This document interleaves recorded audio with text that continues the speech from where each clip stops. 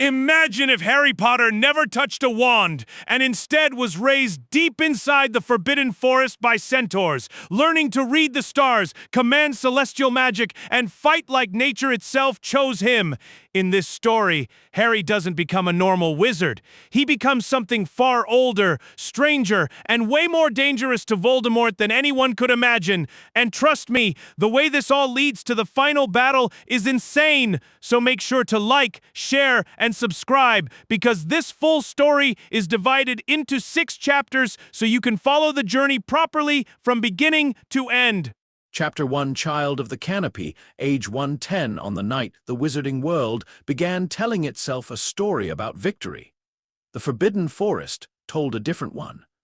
Rain had passed less than an hour earlier, but the road between Godric's Hollow and Surrey still shone black beneath the moon, slick as a serpent's back. Mist hovered over the hedgerows. The wind had the cold, hollow quality that came at the end of autumn when the year seemed to take a breath and wait for winter to finish it. Rubeus Hagrid rode through that breath on Sirius Black's enchanted motorbike, with one enormous hand on the handlebars and the other curled protectively behind him around the tiny bundle strapped against his chest. Harry Potter slept through the night that made him famous. His head, bandaged clumsily by hands far too large for delicate work, rested beneath Hagrid's chin. The scar on his forehead was still raw, a thin red shape against pale skin. Hagrid kept glancing down at it whenever the moon broke through the cloud cover, as if the mark might change while he was not looking. He had seen ruined houses before, seen curses gone wrong, seen the ugly remains of wizard feuds best left unspoken. But he had never seen anything like what was left of James and Lily Potter's home. It had looked less like a house destroyed than like a sentence interrupted in the middle of being spoken. He had not wanted to leave the child there another moment, so he rode, and the bike roared low through the sleeping countryside, and every few minutes Hagrid muttered to himself. "Poor little Tyke," he murmured once, so softly it vanished into the wind. "Poor little thing, Dumbledore says ye'll be safe. Dumbledore says," the engine coughed as he hit a pothole. Harry made a small sound, more sigh than cry, and Hagrid's huge shoulders tightened. "Sorry, Harry, sorry." "Nearly there." That was when the motorbike shuddered. Hagrid frowned and checked the throttle.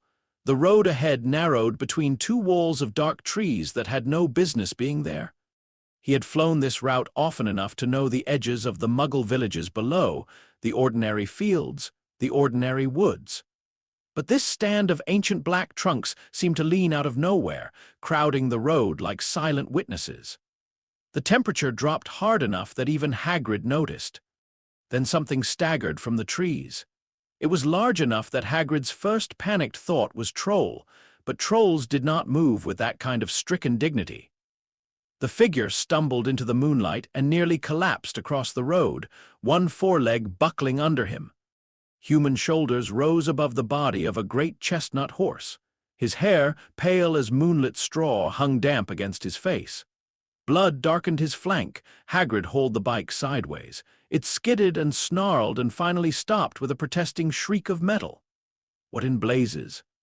The centaur lifted his head. His eyes were not on Hagrid, they were on the child. For one long moment the road held still. The bike hissed. Somewhere in the hedgerow a night bird called once and went silent. The centaur's nostrils flared. His expression, pinched with pain a second earlier, changed into something Hagrid had no word for. Recognition, perhaps, or dread, or reverence.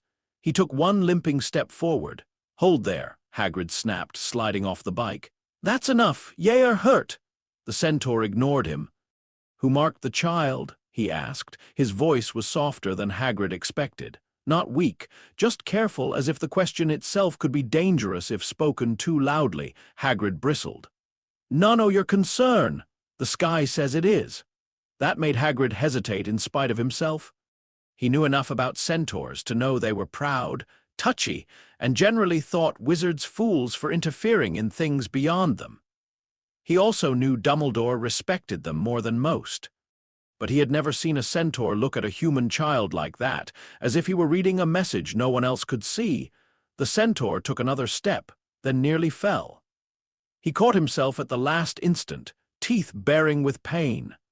Up close, Hagrid could see the wound clearly now, a deep slash along the shoulder and ribs, not clean enough for a blade. Hoof or antler maybe, some forest dispute turned ugly.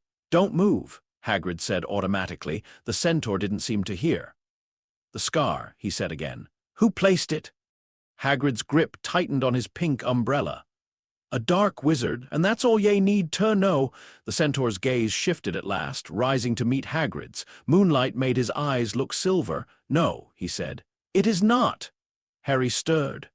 His tiny hand slipped free of the blanket and opened against the night air. The centaur stared at that hand like a priest staring at an omen written in living flesh. Then, very slowly, he bent his head. "The stars are not subtle tonight," he murmured. Hagrid did not like that tone. Did not like the road gone strange. Did not like the way the trees seemed closer than before. "Right," he said. "Well, whatever the stars are doing, I've got orders. Important ones. Need to get the boys someplace safe." The centaur looked past him southward where Privet Drive lay in neat rows and trimmed hedges and ignorance. "Not there," he said. Hagrid's brows crashed together. "You know where I'm going." "I know where he must not go." That did it. Hagrid straightened to his full, formidable height, which was enough to make most creatures reconsider their tone. "Now listen here. I'm not tacking directions from a half-bled stranger in the middle o' the road. Ye are injured, and I'll get ye help if ye want it, but I'm not handing over Harry." The centaur closed his eyes. For a moment Hagrid thought the conversation was over. Then the wind shifted. The clouds parted above them, and moonlight fell cleanly across the child's face. Harry opened his eyes. They were green. Too young still for focus. Too full of sleep to mean anything, and yet the centaur inhaled sharply, like a man struck in the chest. The baby did not cry. He simply looked. Then his gaze drifted past the centaur's shoulder toward the dark line of trees. The mist at the forest edge rippled. A branch overhead shivered, though there was no wind, and from somewhere deep in the black wood came the sound of something old waking up. Hagrid felt the hair on the back of his neck rise. The centaur moved first. With a speed that should not have belonged to something injured, he stepped between Hagrid and the trees, one hand outstretched not toward the child now, but toward whatever watched from the dark. "Not for him," he said. Silence answered, but it was not empty silence. It was listening silence. The kind that belonged to places older than roads. Hagrid swallowed.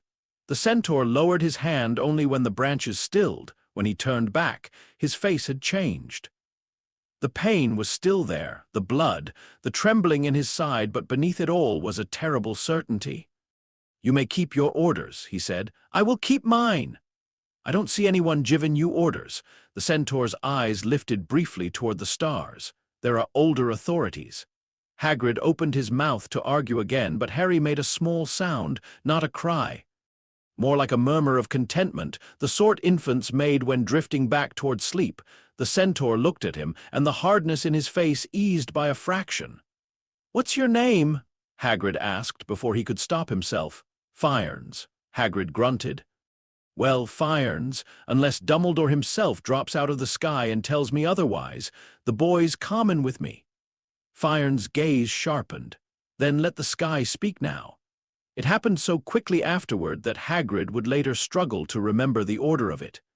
A streak of fire crossed the heavens, not falling but cutting sideways in a long silver line from east to west. The bike's engine died. Every night sound vanished at once. Harry's scar flashed, not brightly, not like a curse, just one sharp pulse of pale light beneath the bandage. And the child laughed. A tiny, breathy sound. Warm, delighted, Hagrid's heart lurched straight into his throat. Fyarns bowed his head.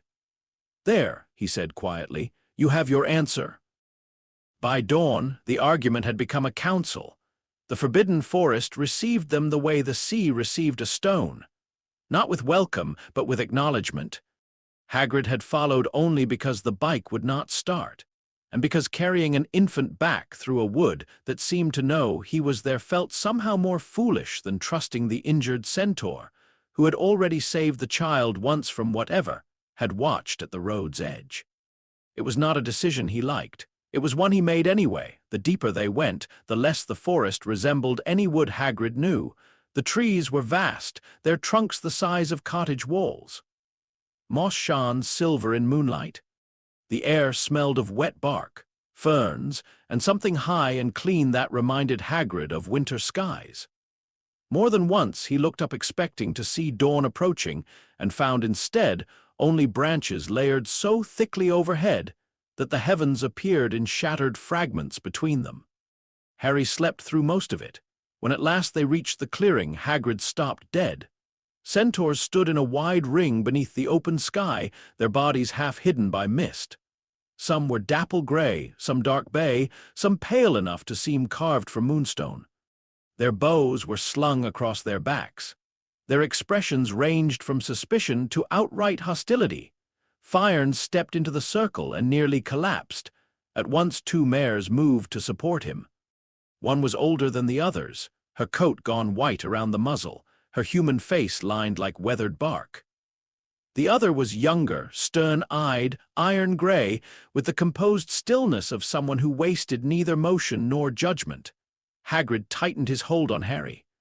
A dark centaur with a black mane stepped forward. His shoulders were immense. His eyes were like polished flint, Bane, though Hagrid did not know his name yet. "What have you brought here?" the black centaur asked. Fyron straightened with obvious effort.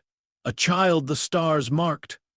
Bane's gaze dropped to the bundle in Hagrid's arms. He did not soften. "A human." "A sign," Fyron's corrected. "A trouble." The old white-muzzled mare lifted a hand. At once the clearing quieted. "Let us look," she said. Hagrid instinctively backed up. "Now hold on." The mare's gaze pinned him more effectively than any wand. "You may object after truth is established," she said. "Not before." Hagrid, to his own deep annoyance, found himself saying nothing at all. They approached the child one by one. One studied the scar without touching it. Another sniffed the air above his head. A third crouched low and listened, not to Harry's breathing, Hagrid realized with a twist of unease, but to something underneath it. Bane remained back. Fyron said nothing. Blood still tracked down his flank. No one yet had tended it. At last the old mare placed 2 fingers lightly against Harry's brow. The child opened his eyes again. The clearing held its breath. Moonlight filtered through the leaves above and fell full across the scar. For a heartbeat, no one moved. Then the old mare stepped back. The sky wrote on him. She said. A murmur passed through the herd. Bane's jaw hardened. Then the sky made a mistake. "No," Fyron said at once. Bane rounded on him. "You presume much for one who bleeds into the roots because he wandered beyond his omen. I found what I was meant to find. You found a human war and carried it into our canopy." "He is not their war," Fyron said. "He is exactly their war." The iron-gray mare beside the elder looked from one to the other and then to Hagrid. "Who hunts him?" Hagrid hesitated. Dumbledore had not exactly told him to explain the fall of Voldemort to a herd of centaurs before breakfast. "A dark wizard," he said carefully. "Maybe dead, maybe not, no one's certain." "Then he is hunted by absence," said the elder mare. "That is worse." Bane gave a harsh, humorless huff. "Send him back." Fyron took a step forward despite his wound. "No!" The word cracked through the clearing. Every eye went to him. Fyron lifted his head. For all his pallor, for all the blood, there was nothing uncertain in him now. "I saw the line crossing west. I saw the scar answer. I heard the wood wake and refused to take him. This child is under sign. We do not throw signs back because they are inconvenient." Bane's nostrils flared. "We do not raise humans because their own kind failed them." The elder mare looked at Harry for a long time. Then she said, "Until the sky says otherwise, the child remains." Silence. Bane stared at her as though he had misheard. Fyron closed his eyes once in relief. Hagrid let out a breath he had not meant to be holding. "Now see here," he began. "That's all very mystical, but Professor Dumbledore, the child remains." The mare repeated, this time turning her gaze on Hagrid. "You may carry complaint to your wizard if you wish, but the road brought you here and the sky answered. We will not pretend not to have heard it." Hagrid looked down at Harry. The baby had fallen asleep again, one tiny fist tangled in the edge of the blanket. He should have argued harder. He knew that later. He should have planted himself in that clearing and refused to budge until someone sent an owl to Dumbledore, or fetched help, or at least returned the motorbike to life. Instead, he looked at the child, then at the wounded centaur who had stepped in front of whatever lurked at the road, then up at the ragged scraps of dawn finally beginning to silver the eastern sky. And against all his instincts, he understood one thing. Privet Drive had never felt like safety in the forest's presence. It had felt like a wrong turn the world was trying to correct, so Hagrid did a thing he would not admit aloud for years. He bent over the sleeping child, pressed one rough finger gently against Harry's blanket-wrapped shoulder, and whispered, "I'll tell Dumbledore." Then he left him there beneath the trees.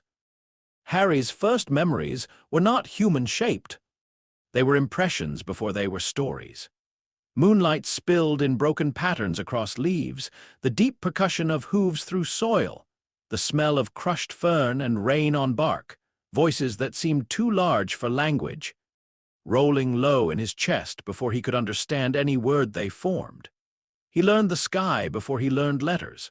By the time he could walk without stumbling over roots, he could point to the brightest winter stars and make the old mares laugh with his solemn attempts at their names. By 5, he knew the paths beneath the canopy as well as another child might know the holes of a house. By 6, he could sleep through thunder but woke instantly if the wind changed direction at night. The herd never became soft with him. That was not their way. He was not coddled. He was watched, corrected, challenged, and, in certain quiet, unspoken ways, protected. Fyarns taught first. Not because Bane wished it, but because Bane wished very little about Harry at all. Fyarns would take him to clearings after dusk and lay him on his back in the grass with his hands folded on his chest. The earth would still be warm from the day. Above them, the sky would open vast and cold and impossible. "Do not look for pictures," Fyarns would say. Humans force stories onto stars because they fear how many there are. Read movement, not shape. Harry, very small in a cloak of woven wool, would squint upward until his eyes watered. "They're moving too slowly." "Good," Fyarns said. "That means they are telling the truth." He learned patience there first. The forest would not answer hurried questions. Sometimes the lessons were simple. Name the bright ones. Track the moon's fattening and thinning. Watch how mist gathered in low places before dawn. Learn what the air tasted like when rain approached from the north instead of the west. Sometimes the lessons felt stranger. "Where is Jupiter tonight?" Fyarns asked once. Harry looked up, searching. "There." "How do you know?" "It feels heavy." Fyarns' expression did not change, but something pleased moved through his voice. "Again." So Harry learned to answer not only with his eyes. The forest approved of that. He understood this long before he had words for it. There were nights when the owls called less sharply because he was there, when nervous deer stilled at the edge of the clearing instead of bolting, when the air itself seemed to lean close around him as if listening. There were other nights, especially around the dark of the moon, when everything felt stubborn and shut, his own skin too tight, the roots beneath him silent as stone. Skye said that was proper. She was the oldest mare besides the elder who led the council, and perhaps the strangest. She spoke little. She preferred weather to conversation. Some days she would stand motionless for hours at the border of a meadow, face lifted, and Harry would be expected to stand beside her until he could explain afterward what the wind had changed in that time. At first, he hated those lessons. "They're boring," he informed Fyarns at age 6, after an afternoon spent watching clouds. "Then you are not yet seeing enough," Fyarns replied. Skye's teachings were the first to show him that magic was not command. "It is invitation," she said once, one of the rare times she bothered with a full sentence. "Nothing living loves a master." He remembered that. At 4, before he fully understood what he had remembered, he nearly killed an oak trying to prove it. The tree stood in a hollow not far from the oldest part of the wood, a massive thing split by lightning decades, earlier and half-rotten on one side where fungus had colonized the wound. Harry liked it because foxes denned beneath its roots, and because its bark was warm in afternoon sun. One day he found one of the elder mares standing before it in silence. "What's wrong?" Harry asked. She touched the fungus-dark wound. "Decay! Can it be fixed?" "Everything can be fixed," she said. "Not everything wishes to pay the cost." He thought about that long after she left. That night the moon was waxing, broad and white and strong enough that he could feel it in his bones like a hum. Harry slipped from his sleeping place beneath a woven shelter and padded barefoot through the leaves to the hollow. He placed both palms against the tree's damaged bark and did the only thing he knew to do when animals were frightened or birds had broken wings. He listened first. The oak felt slow. Enormous. Hurt in a way so old it had forgotten the shape of being whole, Harry closed his eyes. He did not command. He invited, not words, not exactly, more a feeling offered outward, a small, earnest welcome. Rain had passed earlier, moisture still clung to the roots. The moonlight touched the wound. The earth beneath the tree was rich and living. Harry reached for what was already there, the dampness, the sap, the patient pressure with which all growing things insisted on tomorrow and tried to nudge them into agreement. For a moment nothing happened. Then the bark beneath his hands trembled. A crackling sound ran up the trunk like a whispered gasp. The edges of the wound shivered and drew inward by an inch, then another, knitting clumsily over the black fungal bloom. Harry stumbled back in shock. The oak did not become perfect. It did not return to youth. But the wound closed enough to stop the rot from spreading. When the herd found him in the hollow at dawn, filthy and exhausted and grinning like a fool beside the changed trunk, they said very little. Fyarns touched the bark and bowed his head. Skye stood listening to the wind for so long that Harry thought perhaps she had not heard at all. Bane looked at the tree, then at Harry, and his face gave nothing away. But after that, even the most doubtful among the herd stopped calling him merely the human child. He became the marked one, or the star-marked. Or, among the foals when they thought he could not hear, the little omen, Bane called him Harry and nothing else. That somehow mattered more. Bane began teaching him when Harry was 7, not kindly, not gently, but clearly. The lessons started with a wand. Harry had seen strange human-made things before tin cups Hagrid had once brought. A torn wizarding magazine used to wrap medicinal roots.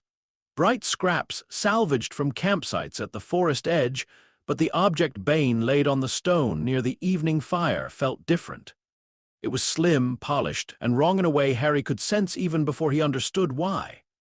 The wood had been shaped too neatly. The balance was all in the hand, none in the branch it had come from. The gathered herd watched in silence. "From the ruins," Bane said. Harry stared at it. Something in him recognized it without memory, some fragment of the life he had not lived. "A tool?" he asked. Bane's mouth flattened. "This," he said, "is a severed finger. Wood cut from a living tree, stripped of its roots, forced to channel what it no longer understands." Harry looked up at him. Bane's dark eyes were fixed not on the wand but on Harry's face, as if measuring whether the lesson would take. "You will not hobble yourself with a dead man's crutch," and he threw it into the fire. The wand caught faster than dry wood should have, flaring with a blue-white burst that made several younger centaurs flinch. Then it blackened, curled, and split down the center with a sharp little crack. Harry watched until it was ash. He did not feel loss. That surprised him, though he could not have said why. He had the strange sense that he was expected to protest, that somewhere another version of himself might have cried out or reached for the thing before it burned. But here in the firelit clearing, with the smell of resin and smoke and horsehide around him, the destruction felt less like theft than like a door being shut before he had the chance to walk through it by mistake. Bane seemed to read that. "Good," he said. That was the closest thing to praise Harry received from him for nearly a year. Bow training began the next morning. Harry had imagined archery as something elegant from a distance. The clean thrum of string, the impossible neatness with which arrows appeared in trunks and targets. In reality, it was blisters, bruised forearms, aching shoulders, and missing so badly that once he nearly hit a mushroom instead of the stump he was meant to aim at. Bane was unimpressed. "You are looking at the target," he said. "That's what aiming is." "That is what humans think aiming is?" Harry scowled and rubbed his fingers. "Then what is it?" Bane stepped behind him, massive and infuriatingly composed. He adjusted Harry's elbow by an inch, then his shoulders, then with two blunt fingers pressed lightly between Harry's ribs. "Stand there," Harry frowned. "Why?" "Because Jupiter is leaning against your right side tonight, and Saturn is behind you. If you stand wrong, you will feel both and follow neither." Harry blinked at him. "That doesn't make sense." "Not yet."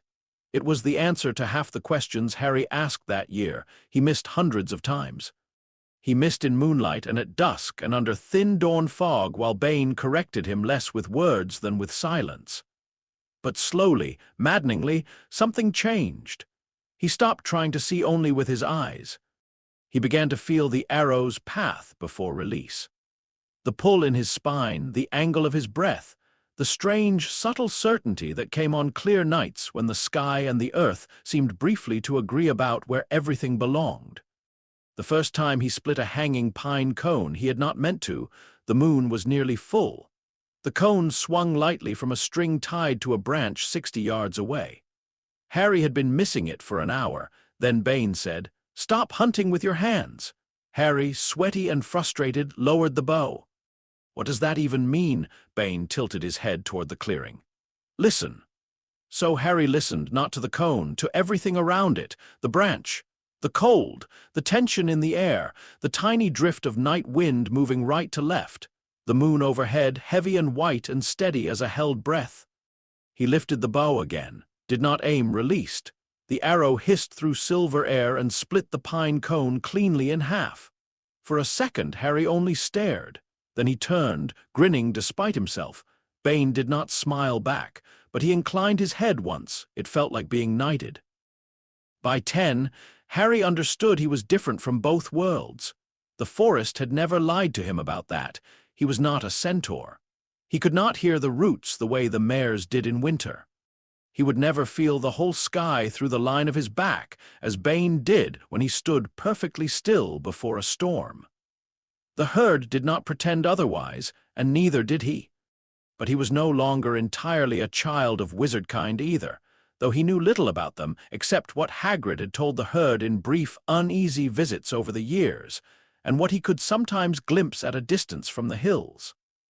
The castle lights beyond the trees, the moving boats on the lake, the owl flights at dusk. Once, from a high ridge in late autumn, Harry asked Fyarns, "Do they know I'm here?" Fyarns looked toward Hogwarts, a warm gold shape above the dark sea of the forest. "Some do. Do they want me there?" "That is not the same question." Harry considered this. "Would I belong?" Fyarns' gaze stayed on the castle. "Belonging is a human obsession. That means no." "It means," Fyarns said gently, "that you are asking the wrong sky." Harry made a face at him, which only earned the faintest hint of amusement. Still, the question stayed. Especially on cloudy noons, when his magic dwindled until he felt almost ordinary. Those were the worst times. In full moonlight, he at least knew what he was. Strong, attuned, full of the quiet hum that lived under his skin. In new moon dark, he knew the opposite. Thin, tired, unable even to coax candlelight without staring at the wick until his eyes hurt. But noon under thick cloud left him stranded halfway between. Human enough to feel every weakness, strange enough that ordinary never fit right.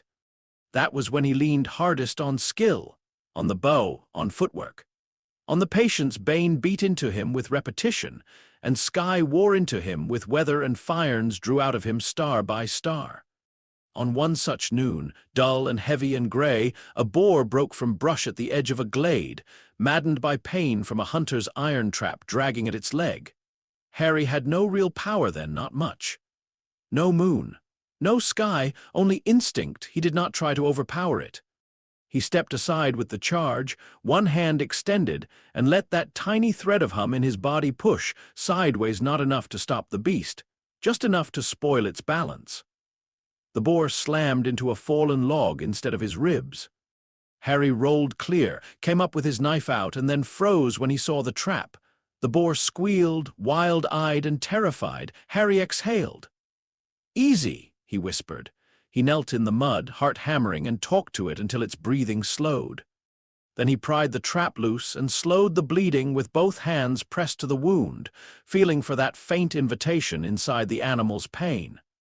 When he finally led it limping back toward safer ground, Bane was waiting. "You could have killed it," Bane said. Harry wiped mud from his cheek. "It was hurt."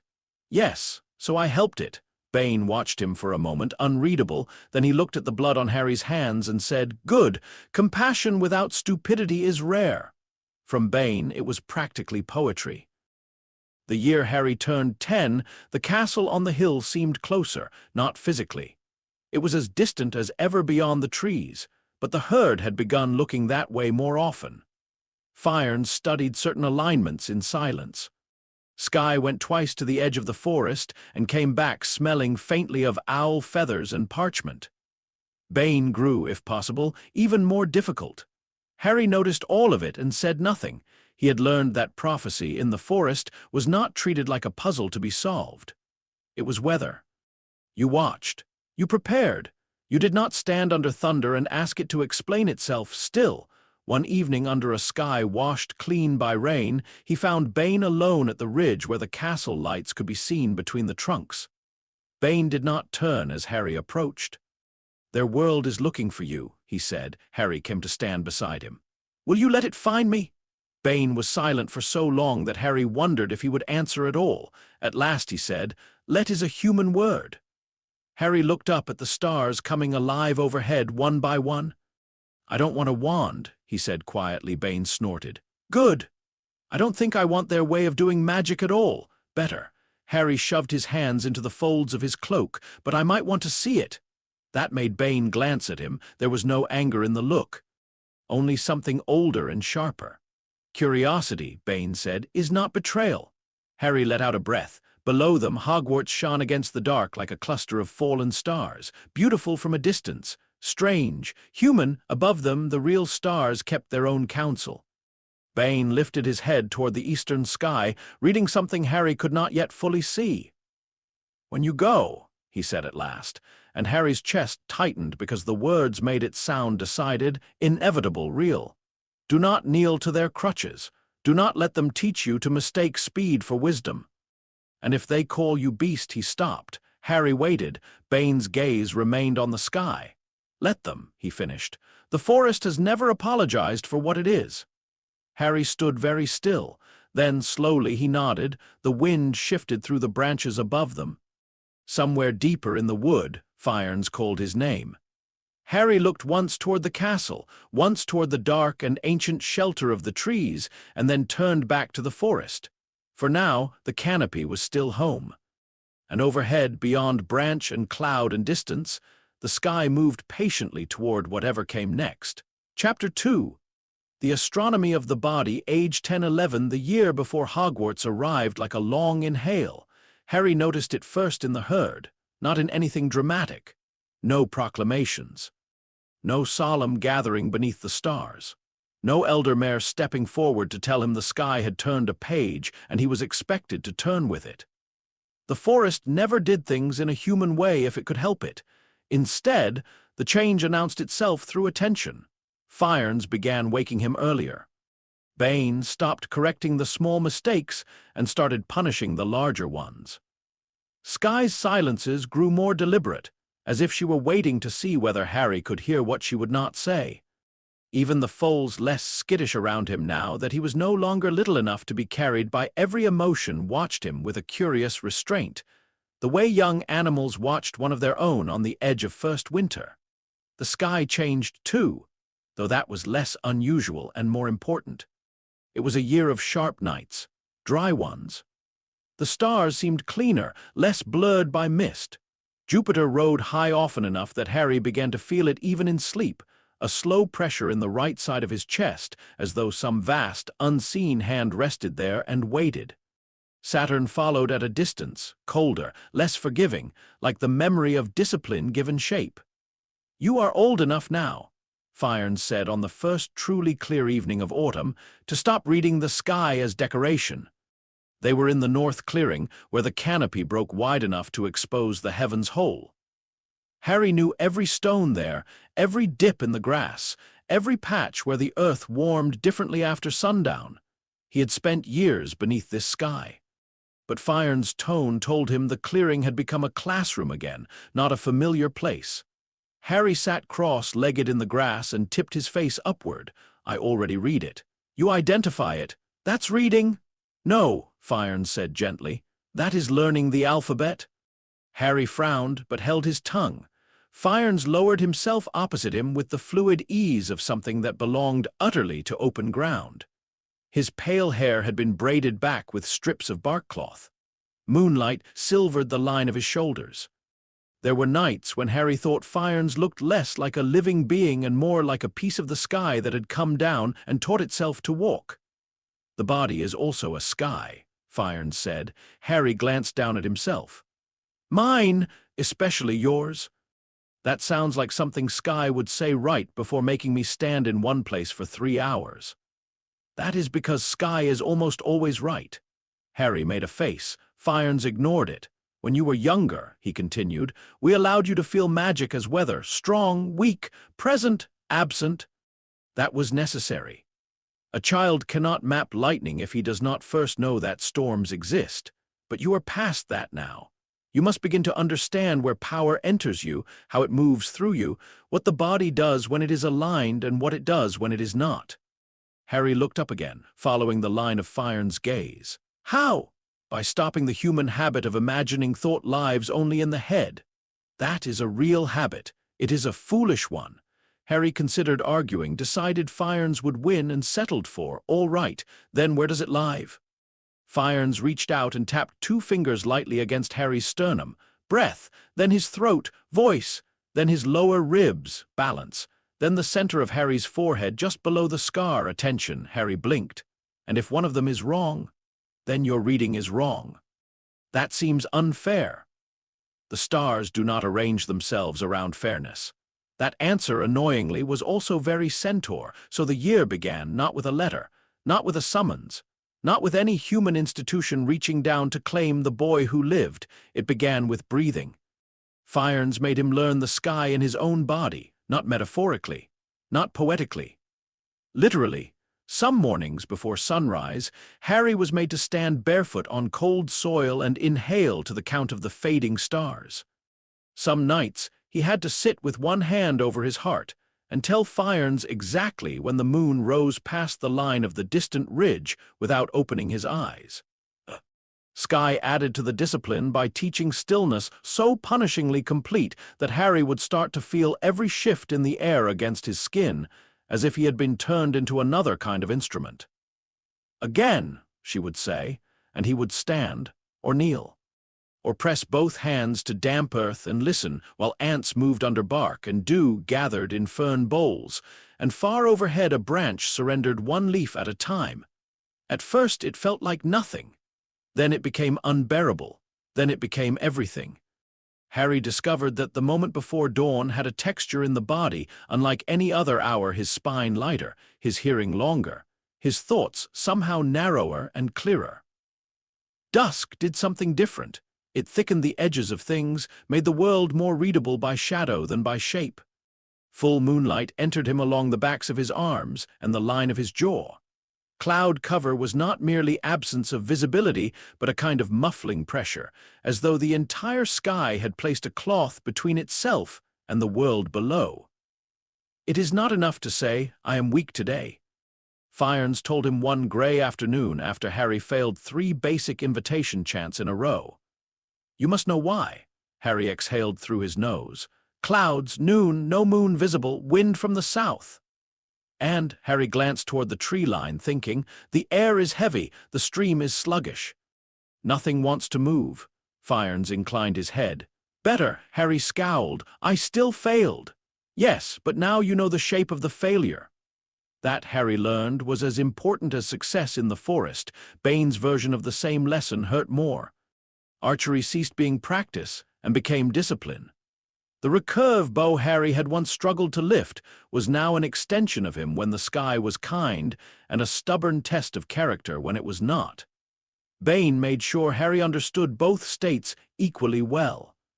"You are growing arrogant under moonlight," Bane said one night after Harry struck 6 targets cleanly in succession and allowed himself the smallest hint of satisfaction. "I hit them." "You hit what the sky placed in your hand. That still counts." "It counts less than hitting in daylight." The next morning Bane marched him to a narrow path between beeches just after noon under a ceiling of thick white cloud. No birdsong, no breeze, no moon. The sort of day when Harry's magic felt distant and sullen, as if sulking above the weather. Bane tied small strips of cloth to thin branches at irregular distances. "Hit them." Harry looked up, unimpressed. "They're barely moving. Then perhaps your excuse is gone." Harry missed the first 3, the 4th he clipped. The 5th he struck, but only because the branch bent at the last second and pity arranged the world briefly in his favor. By the 10th shot his fingers were raw, and his shoulders ached with the ugly heaviness of effort unhelped by alignment. He wanted moonlight. Wanted one of the clean silver nights where every arrow seemed to know home before he released it. Bane, sensing exactly that, said, "Good." Harry lowered the bow. "I hate it when you say that. You hate hearing the truth before you are proud enough to enjoy it." Harry muttered something impolite. Bane ignored him. "At noon under cloud," Bane said, stepping closer, "you are nearest to what you truly own." Harry frowned. "What does that mean?" "It means moonlight is inheritance. Skill is character." Harry turned that over. Bane's gaze moved to the arrows in the ground. "When the sky leaves you, what remains is what you built. That is the self. Everything else is weather." The lesson stuck, not because it was kind, because it was true. Harry stopped measuring himself only by his best nights after that. He began to care about midday.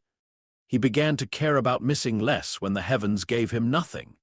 He began, very quietly, to understand that whatever awaited him beyond the forest would not always have the courtesy to arrive under favorable skies. That was when the chants changed, too. Up until then, Harry had treated the forest chant tongue as a thing adjacent to speech, something between song and request. He could calm frightened animals with it, coax mist into a shape if the morning already wanted mist, encourage a weak flame to hold. Ask wind to travel around him instead of into him. Sky made him unlearn that softness. "The chant is not decoration," she told him. They stood at the edge of a marsh in early winter, reeds whispering blackly in the dusk. Frost silvered their tips. Sky's breath fogged only faintly in the cold. Harry's poured from him invisible clouds. "I know," he said. "It's invitation. It is alignment spoken aloud. That sounds like the same thing." Sky turned her head toward him. Her old eyes, gray and unreadable, held his with unnerving steadiness. "No," she said. "Invitation asks, alignment agrees." Harry opened his mouth, closed it, tried again. "I don't understand." Sky lifted one hand toward the marsh. "Then listen." They stood there in silence until Harry's toes went numb inside his boots and irritation began to creep up his spine. Nothing happened. The reeds moved. Water darkened. Somewhere a frog made one lonely, unseasonal sound and regretted it immediately. Then Sky inhaled, not deeply, not theatrically, just once. And on the exhale, she let out a low, resonant note that seemed to begin in her chest and pass through the reeds themselves. The marsh answered. Not because she forced it, because her sound found the place where frost, wind, water, and failing light already leaned toward one another. The black mirror surface rippled. Mist rose not conjured, not sudden, but gathered as if she had merely shown it where it had always meant to go. Harry stared. Sky lowered her hand. "Again," she said. He tried. The first sound came out too thin. The second broke halfway through. The third set the reeds trembling, but nothing else. Sky listened without visible judgment, which was somehow worse than Bane's blunt correction. By the time the first stars appeared, Harry had managed only one partial success, a narrow line of marsh mist peeling up and drifting sideways instead of straight. He turned to Sky, exhausted and irritable. "What am I doing wrong?" "Wanting the effect." "I am supposed to want the effect." "No. You are supposed to want the agreement." Harry stared at the mist, then at the reeds, then at the dim strip of reflected sky in the water. He tried to feel the moment again, not the visible result, but the point before it where everything seemed to incline toward one possible movement. He inhaled. Let the cold settle. Exhaled the note as low as he could. The marsh answered. Mist lifted in a long, pale band and moved between the reeds like a silent animal, not thick, not dramatic, but sure. Harry's eyes widened. Skye watched it for a moment. Then she said, "Better." From her, that was applause. So the winter deepened, and with it Harry. He grew taller, thinner in the way of boys not yet done stretching, all elbows and sudden angles. The scars on his hands multiplied. His shoulders broadened from the bow. His attention sharpened. He laughed less quickly than he had as a child, but more honestly when he did. The herd noticed. They said little. Centaurs were not sentimental about growth. It happened. The seasons moved. Foals became hunters. Children became whatever their nature had always intended. Still, there were moments when Harry felt them regarding him differently, not as a ward, not as the human child under sign, as someone approaching decision. The first prophecy fragment came in late spring. He did not know it was prophecy at first. He only knew that Saturn and Mars had been drawing close all month in a way that made the air feel taut, as if some enormous argument were taking place too slowly for ordinary senses to hear. Firons had become quieter. Bane had started carrying his bow even to ordinary gatherings. Skye had spent 3 consecutive dawns on the eastern ridge without explanation. On the 4th night, Harry woke before moonrise with his skin humming. He lay still under his woven cover and listened. The forest was wrong. Not in the simple way of danger, no predators prowl, no smoke, no storm marching up from the south. Wrong in pattern, like a chord with one note misplaced. Tiny things that usually agreed with one another had drifted out of harmony.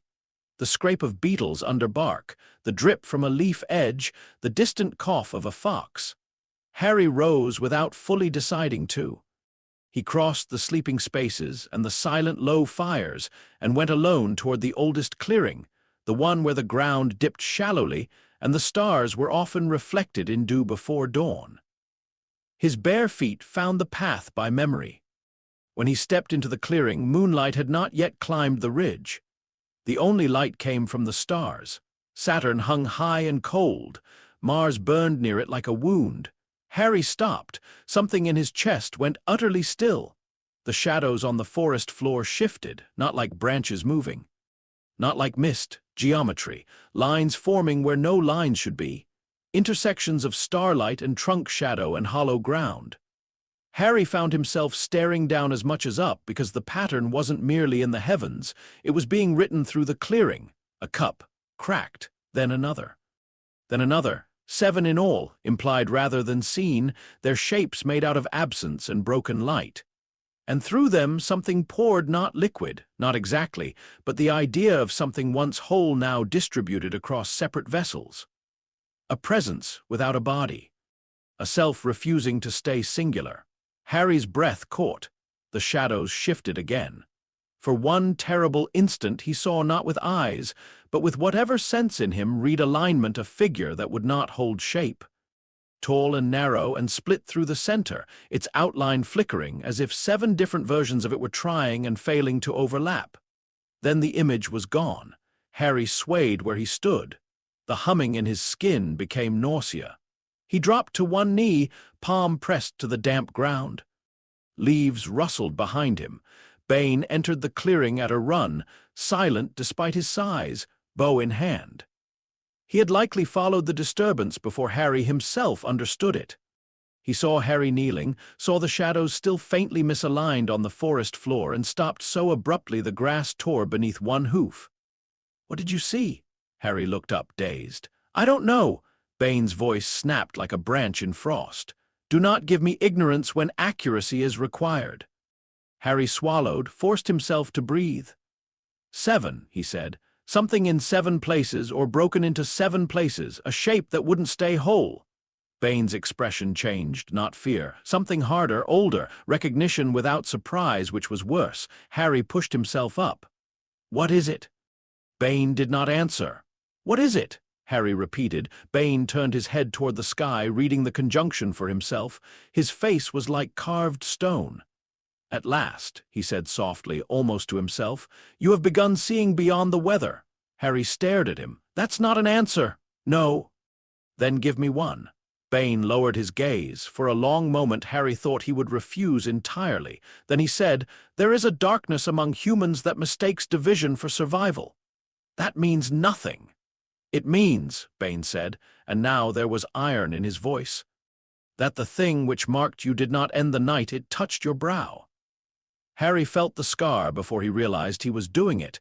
His fingers rested against it lightly. The old wound had not hurt in years, not truly. It was part of his face, no more remarkable to him most days than a line on his palm. But now it seemed suddenly less like an injury and more like a message he had never learned to read. Is it coming here? Harry asked. Bane's nostrils flared once. We have time, he said.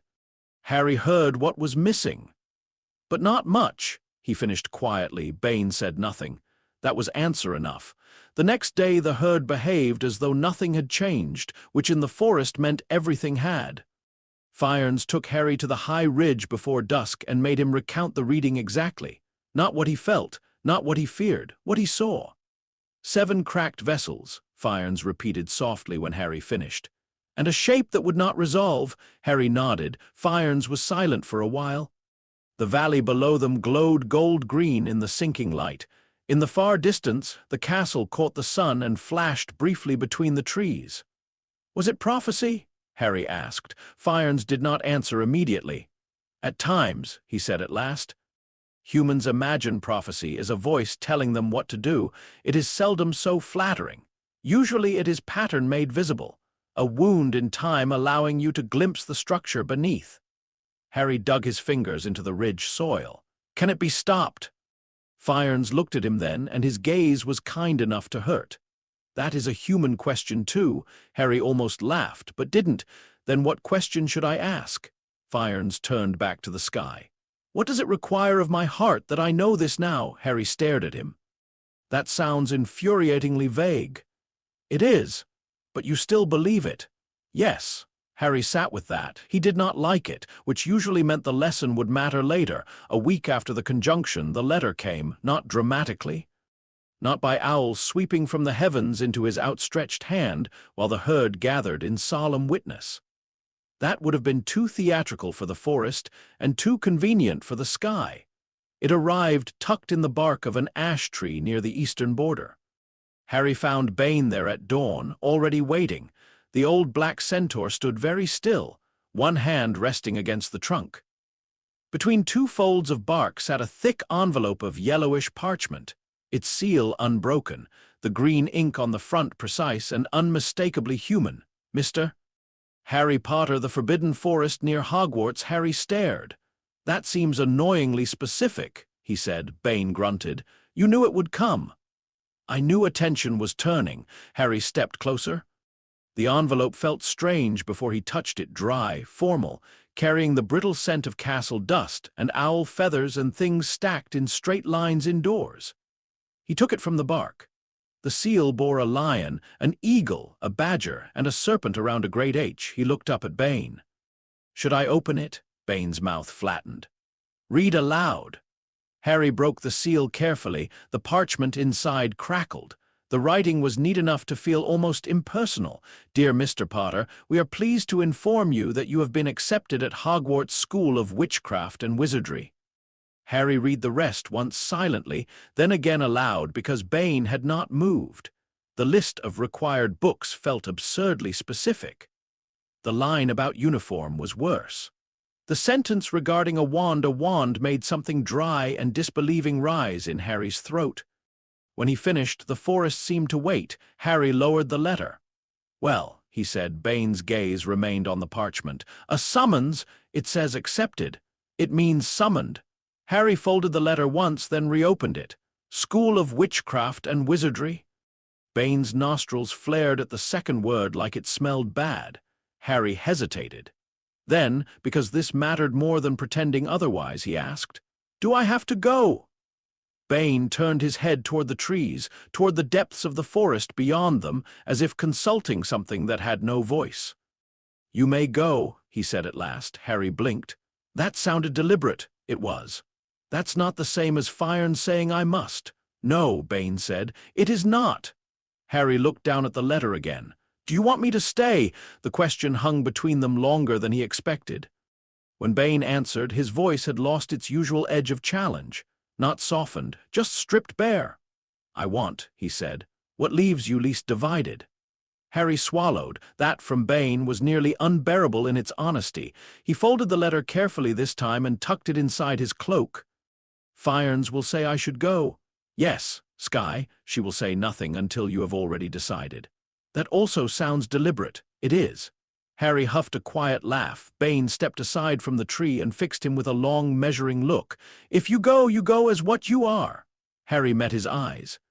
"Not as what they expect." "Good. They'll want me to get a wand." Bane's gaze darkened with something close to contempt. "Then disappoint them?" Harry looked at the parchment once more, at the human neatness of it, the assumption built into every line that magic came taught in corridors and measured in standardized equipment. He should have felt intimidated.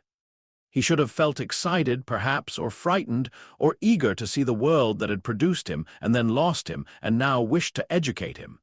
Instead, he felt what he always felt when standing at the edge of two truths: curiosity and a strange calm. As if the sky had been moving toward this point for years, and he was only now catching up. That evening the herd gathered, not a formal council, not quite, but enough of one to matter. Fyron stood to Harry's right, Bane to his left. Sky slightly behind, saying nothing, which somehow gave her presence more weight than speech would have done. The elder mare who had ruled Harry's stay all those years ago watched him with those same patient, impossible eyes. "The castle calls," she said. Harry nodded. "Will you answer?" He thought of Privet Drive, a place he had never seen and had somehow still escaped. Of the wand Bane had burned. Of moonlit clearings and marsh chants and the first terrible image of 7 cracked vessels. Of a world beyond the forest that had tried to define magic one way and might soon learn otherwise. "Yes," he said. No one reacted visibly. "That was Centaurs for you." At length the elder mare inclined her head. "Then go with the sky, not against it." "I always do." A flicker at the corner of her mouth suggested the nearest thing to amusement he had ever seen from her. "Not always," she said. The gathering dispersed gradually after that, not from indifference, but because there was nothing further to say that mattered more than the decision already made. The forest disliked ceremonial redundancy. Harry lingered by the edge of the clearing until only Bane remained. The black centaur carried something under one arm. He held it out without flourish. Harry took it.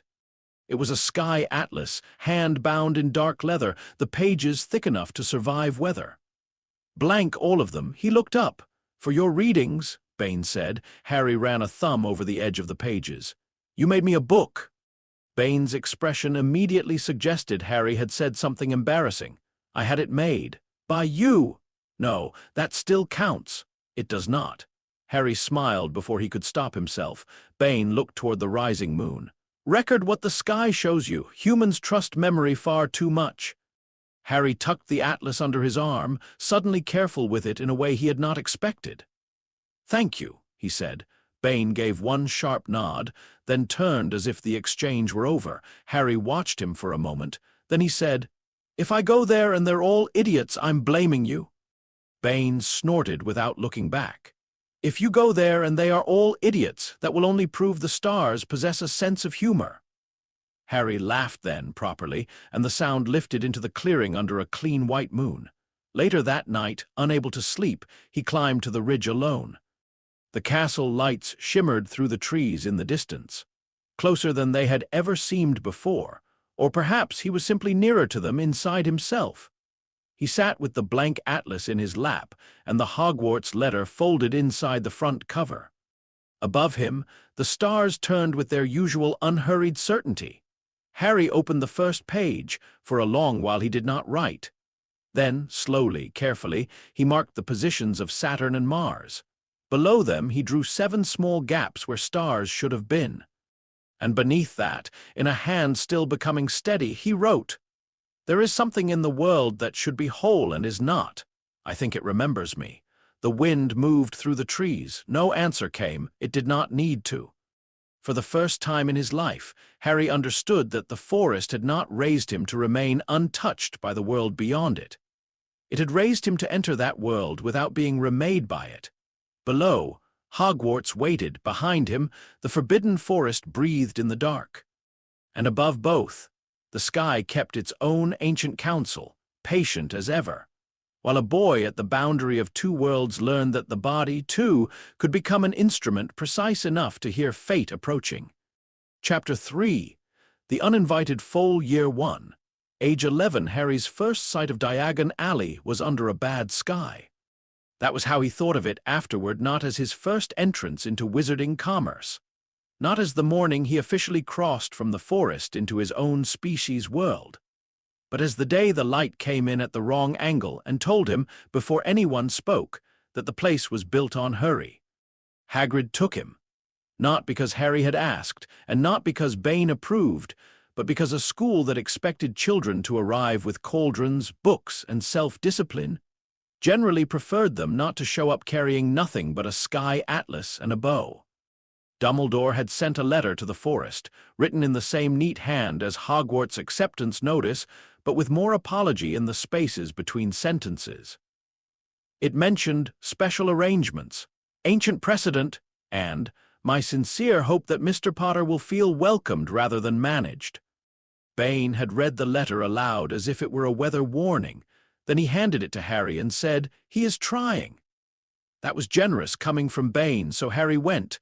London felt wrong from the moment they approached it. Not evil, not hostile, simply overfull, too much stone. Too many people moving without reference to horizon or season. Too many smells layered atop one another until none of them could finish being themselves. Smoke, bread, dust, iron, human sweat, horse dung.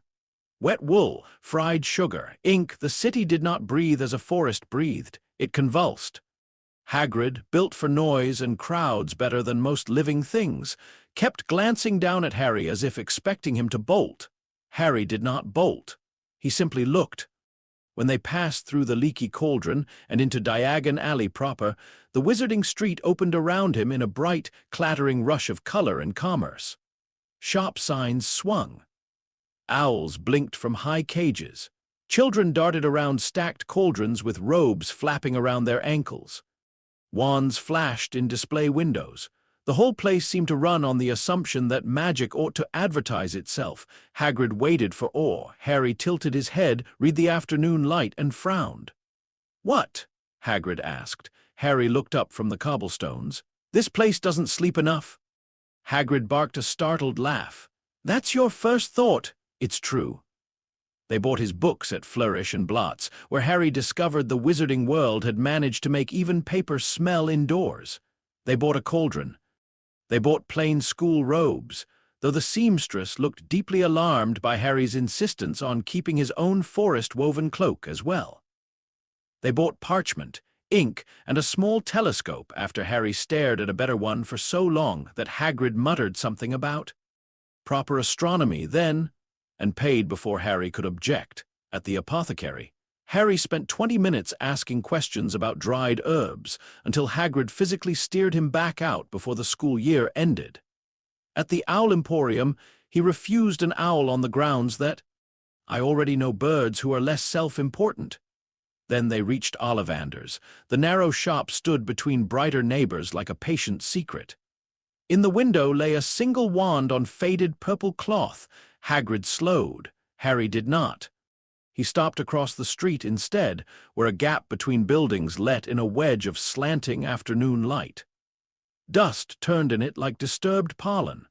He studied the angle, the shadow line, the way the air seemed to gather too tightly around the shop front. Hagrid waited beside him for a few moments before saying carefully, "Need to go in, Harry."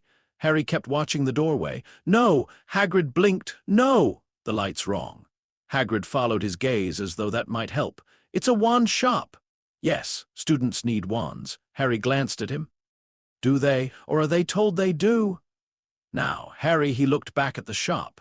For the briefest instant he felt something there, not danger exactly, but the polished expectation of a world that had already chosen the shape it wanted him to take. A tool waiting to become a habit waiting to become a dependency. The forest inside him recoiled, so Harry adjusted the strap of the atlas on his back and stepped away. Hagrid stood there, torn between duty and the accumulated exhaustion of a man who had already transported one famous orphan across impossible odds, and did not particularly wish to wrestle him into a wand shop in public. "What am I supposed to tell Dumbledore?" he called after him.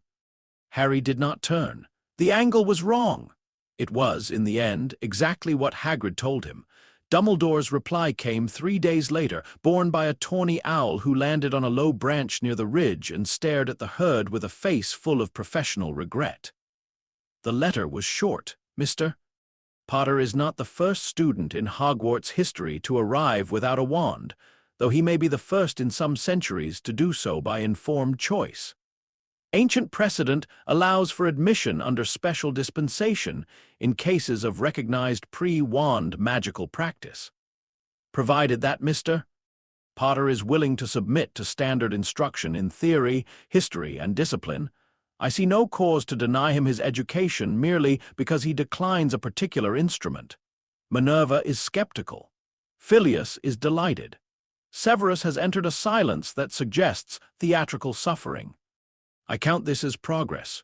Yours, Albus Dumbledore." Harry read the letter twice, then handed it to Bane. Bane's mouth twitched at the line about Severus, though not quite enough to become a smile. "He is still trying," Bane said, and that was that.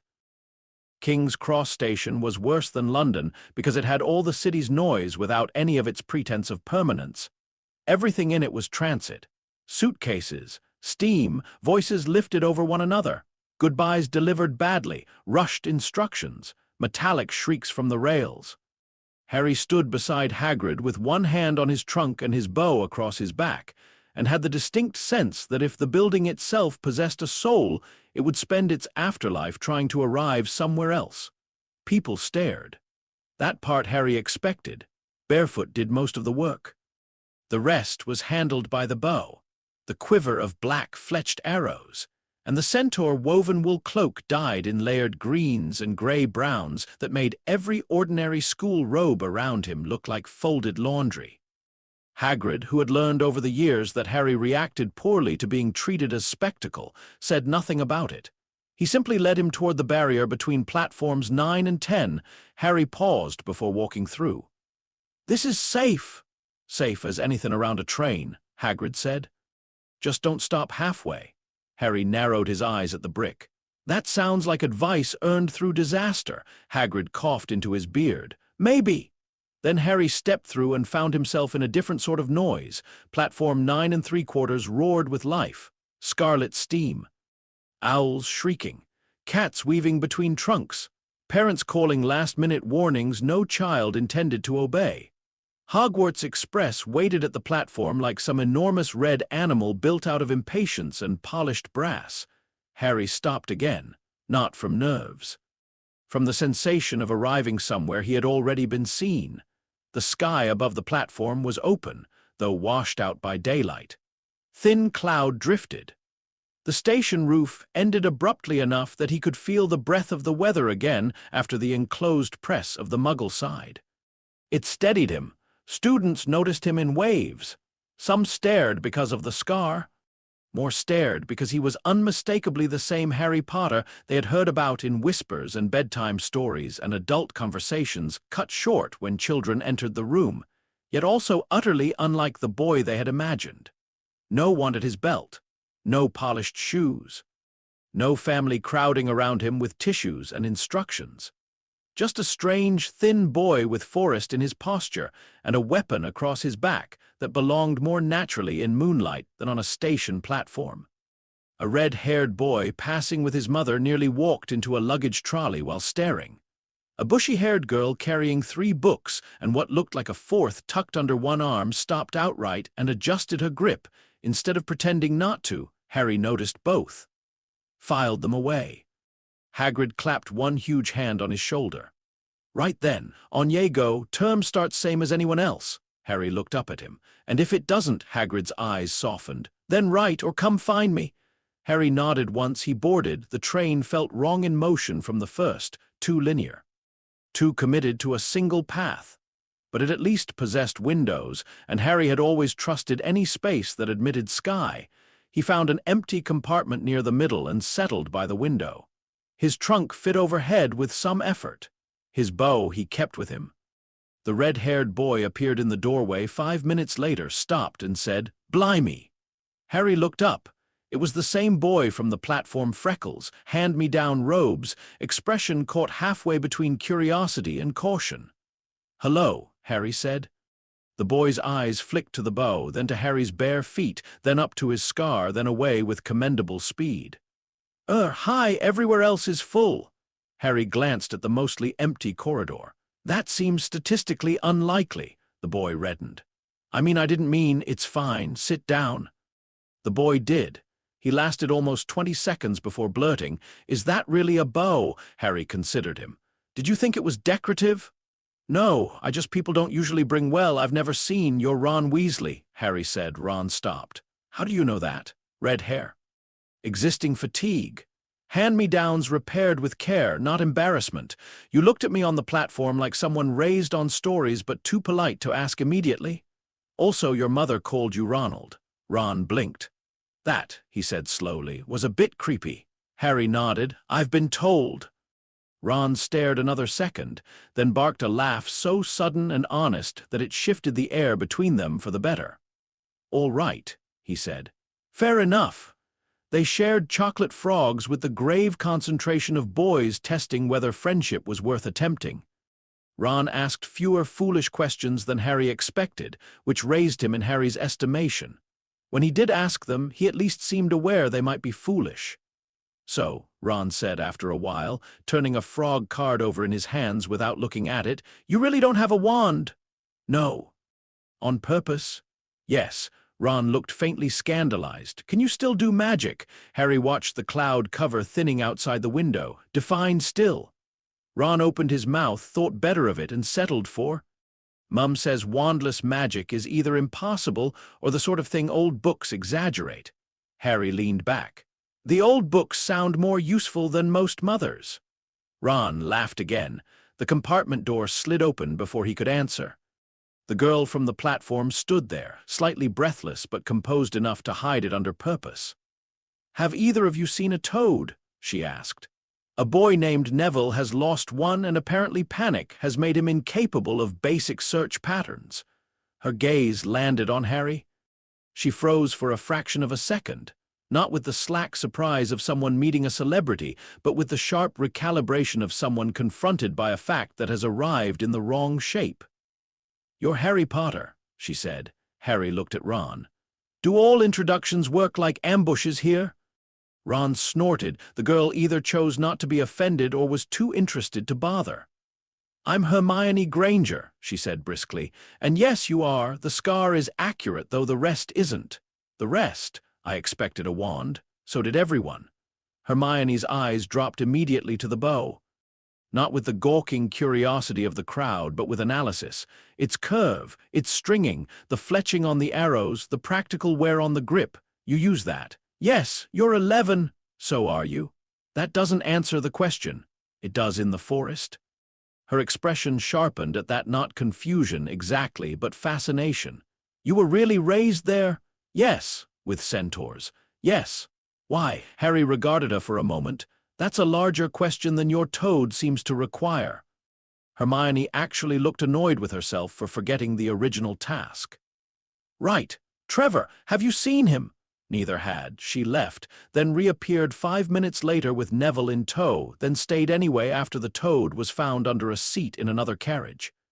By the time the train reached the last curve before Hogsmeade, the three of them had settled into a shape none of them would yet have called friendship.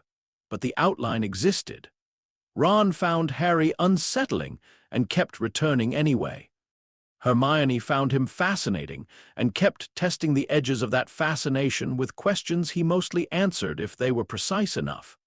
Harry found both of them noisy in entirely different ways, and neither noise was unpleasant. Draco Malfoy arrived just before sunset.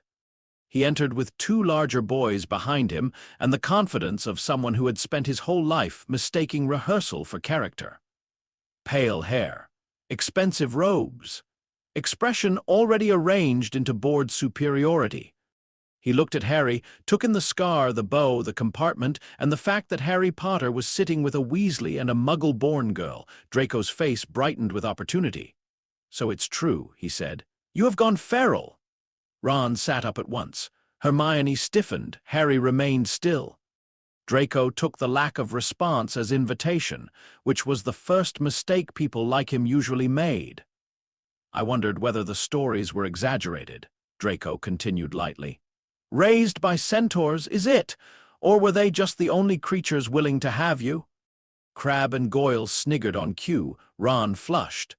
Hermione's hand moved toward her pocket, though what 11-year-old solution she expected to find there was unclear. Harry looked at Draco. Really looked. It took only a moment. Shoulders back too far. Chin lifted a fraction beyond comfort. Eyes bright with performative cruelty, but not steady enough underneath it. A child wearing contempt like borrowed armor because he had learned early that softness was unsafe where he came from. There was fear behind the performance. Not fear of Harry, exactly. Fear of not performing correctly. Harry had seen foals posture at older stallions the same way, so he said nothing. He simply held Draco's gaze long enough for the silence to become unbearable. Draco's smirk wavered. Harry watched the tiny shift in his breathing, the first uncertainty in the shoulders, the sudden awareness that the line he had delivered had failed to land where it should. Then Harry looked away and returned his attention to the window. Draco stayed in the doorway another beat too long. Long enough to feel the social failure of the moment settle around him like ash. When he finally sneered and turned off with his escorts, it was a heartbeat late. Ron exhaled noisily. Hermione stared. "What was that?" Ron asked. Harry kept watching the darkening sky outside. "He's frightened." "Of you." "No," Hermione leaned forward. "Then of what?" Harry thought about Draco's face, the shape of inherited expectation on it, the brittle edge beneath the arrogance. "Disappointing the role," he said. Ron and Hermione exchanged looks that clearly translated to, "Yes, definitely creepy." "Harry, let them." Hogwarts rose out of the evening like something carved from stormlight. Even Harry, who had spent his childhood watching the castle glow distantly across the treetops, could not pretend the first close view left him untouched. Towers lifted above the black lake. Hundreds of windows burned gold against stone. The whole structure seemed less built than accumulated, as if centuries of intent had gathered in one place and forgotten to stop. It was magnificent. It was also deeply indoor. The boats crossed under a sky already dark enough to begin helping. Harry sat with Ron, Hermione, and Neville while the lake took moon fragments in its surface and broke them apart. The closer they drew, the more he could feel the castle itself. Old wards, old magic, old human habit layered so thick that the air around the stone held a taste of ritual, not hostile. Not welcoming either, evaluating. Professor McGonagall met them in the entrance hall and managed, with extraordinary professionalism, not to stare at the bow for more than half a second. "Mr. Potter?" she said after the speech about houses and standards and the dire importance of not making fools of themselves. A word. The other first years drifted ahead into a knot of nervous black robes. Harry stepped aside with her. Up close, McGonagall radiated contained intelligence so sharply that Harry immediately approved of her. "I have read Professor Dumbledore's notes regarding your educational circumstances," she said. Harry waited. She glanced once at his bare feet and then, quite deliberately, at his face instead. "Ancient precedent does indeed permit attendance without a wand. That does not exempt you from discipline, study, courtesy, or safety regulations. Understood. You will participate in theoretical instruction fully. In practical classes, accommodations may be made where necessary, but you are not to treat those accommodations as indulgence." "I won't." Her eyes narrowed slightly, not in suspicion but in measurement. "And the bow!" "It stays with me." Not in class. It is not decorative. I gathered that. It is also a weapon. Yes. That, said McGonagall dryly, was rather my point, Harry considered. Where I'm from, not carrying a weapon into unknown territory is considered vanity. A tiny muscle moved in her jaw. For a moment he thought he had finally succeeded in provoking her. Instead she said, "Then you may consider Hogwarts an exception. The bow may remain secured in your dormitory except during authorized outdoor instruction." Harry opened his mouth. "Mr. Potter," he shut it. McGonagall inclined her head once. "Good, come along." The Sorting Hat took longer with him than with anyone else.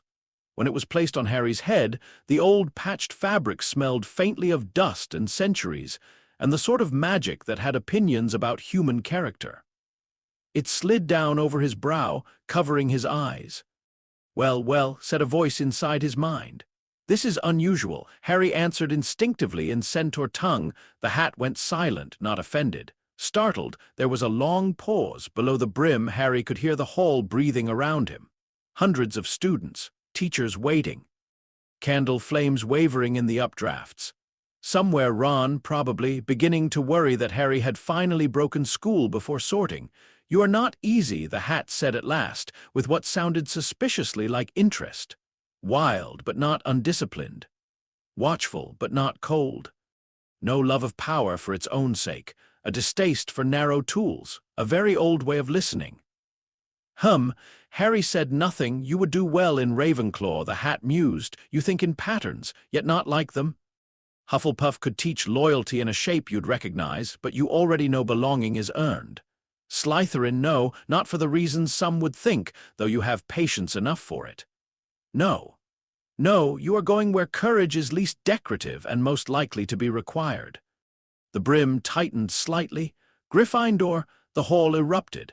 Harry took off the hat and handed it back to McGonagall before it could decide to become chatty in public.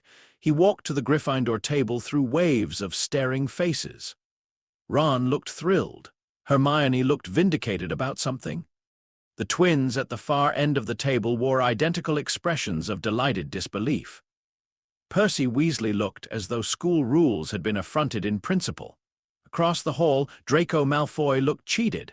Harry sat, food appeared, and for one brief, absurd moment, all of it was simple. It stopped being simple in charms, and transfiguration, and potions. And basically, every class conducted indoors under stone ceilings while holding a society-wide assumption that magic ought to come out the end of a polished stick. Harry learned quickly that being allowed to attend without a wand did not mean anyone quite knew what to do with him. Professor Flitwick, to his credit, found this exhilarating. A live comparative tradition. He squeaked during the first week, half to himself and half to the stack of books he had already begun collecting on historical wandless practices. "How marvelous, Mr. Potter, when I say Wingardium Leviosa. I do not, of course, expect you to reproduce the spell as cast, but I should be fascinated to know whether your invitational method has any analogous effect on existing lift currents." "Phileas," McGonagall said from somewhere behind him during one staff-crossed corridor discussion. "He is not a dissertation topic." "No, no, of course not," Flitwick said, lying transparently. Snape went the opposite direction. He ignored the bow as a matter of sustained personal principle, and he treated Harry's lack of a wand not as an ancient magical distinction, but as if Potter had simply arrived catastrophically underprepared and now expected the world to accommodate his incompetence. "Tell me, Potter," he said silkily in the second potions lesson, stalking between cauldrons with his black robes moving like resentment made textile. "When powdered root of asphodel is added to an infusion of wormwood," Harry answered correctly. Snape's mouth tightened. "And if I asked you where to find a bezoar?" Harry answered that too. Draco, 3 seats over, looked irritated. Hermione looked smug on Harry's behalf, which he suspected would only worsen matters long-term. Snape stopped beside Harry's table and let his gaze rest on the empty place where a wand might have lain. "And yet," he said softly, For all this theoretical knowledge, you continue to attend a school of magic while refusing the primary instrument through which civilized magical practice is conducted. How principled? Harry met his eyes. Or efficient, he said. The room went still. Snape's expression remained almost perfectly smooth, but a dangerous brightness entered it. Efficiency, he repeated, would imply measurable success, Potter. Harry thought of moonlight in the forest, of bark knitting, of mist bending, of a stunner he had not yet someday redirected. Then he thought of the castle roof above him, of noon, of the dampened weight stone put on his magic. He said only, "Then I'll wait for better conditions." Snape stared another second, then moved on in a silence so sharp it practically had edges. Hermione whispered, "That was either extremely brave or extremely stupid." Ron leaned across from the next table and muttered, "With Snape it's usually both." Harry found castle life exhausting in ways he had not anticipated, not because of the work. The lessons, even the ones built on assumptions he rejected, interested him. History of magic was intolerable until he started taking notes on what Binns omitted. Astronomy was restful. Herbology felt almost like an apology from the school itself for the existence of hallways. No, what exhausted him was enclosure. The castle never stopped having a ceiling. Even the great hall, enchanted to mirror the sky, only imitated openness. Harry appreciated the effort but did not mistake it for the thing itself. Indoors, he could feel his power cut down to 40% at best, less under heavy weather. The chance that would turn a stream in the forest could barely stir corridor torch flames. His body learned stone reluctantly, so he escaped upward. He took to sleeping on the astronomy tower when he thought he could get away with it. Not every night, just the ones when cloud broke wide and the castle's walls became unbearable. He would wrap himself in his forest cloak, take the atlas and sometimes a blanket charmed warmer by Hermione after she bullied the technique out of a fourth year, and lie beneath the real sky until dawn silvered the parapets. The first few times, no one noticed.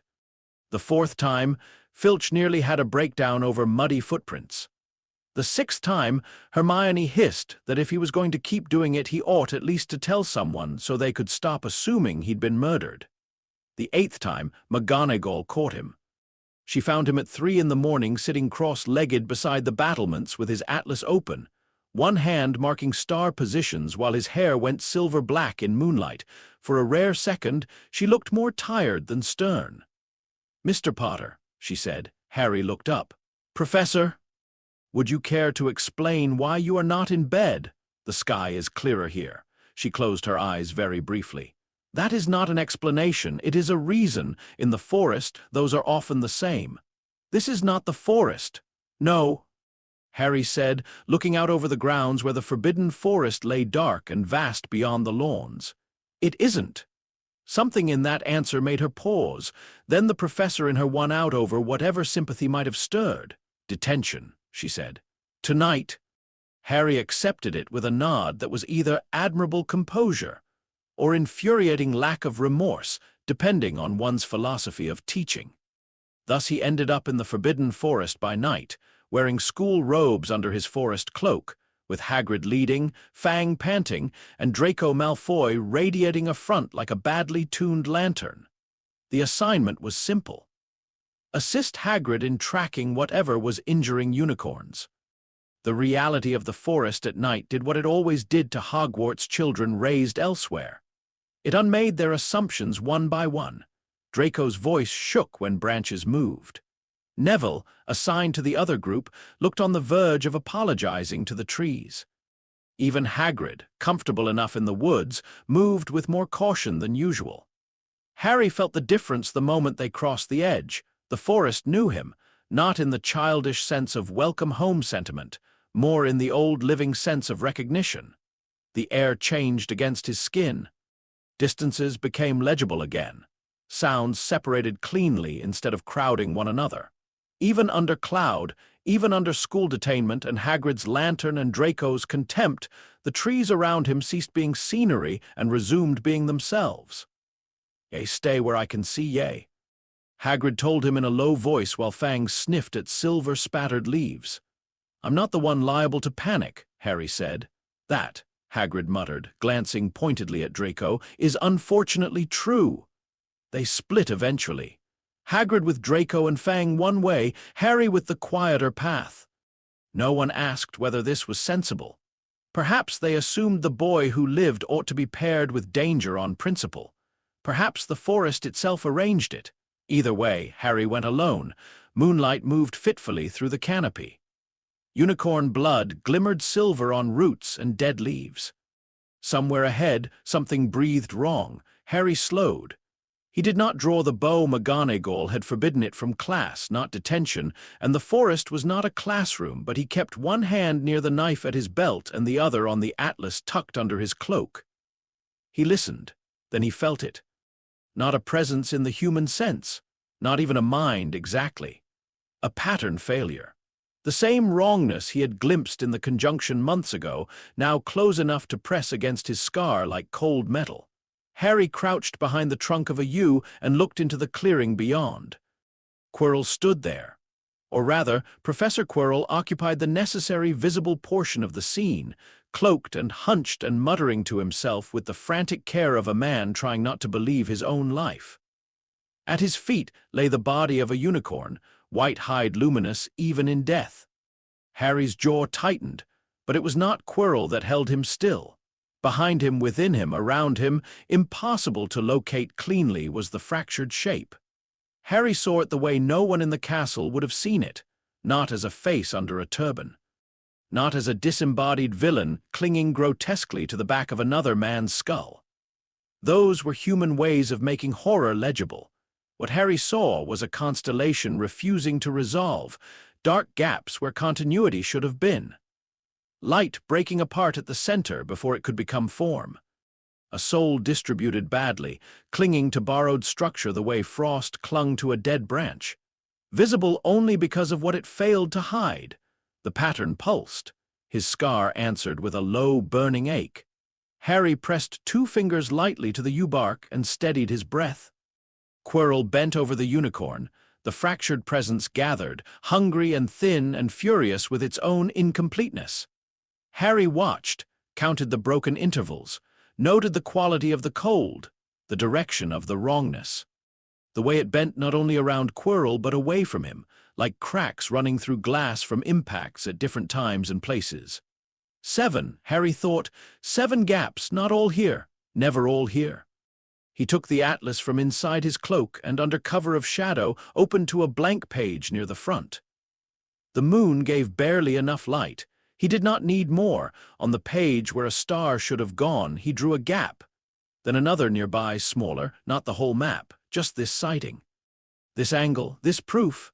A twig snapped somewhere to his right. Quirrell whirled. Harry was already moving, not running. The forest hated panic.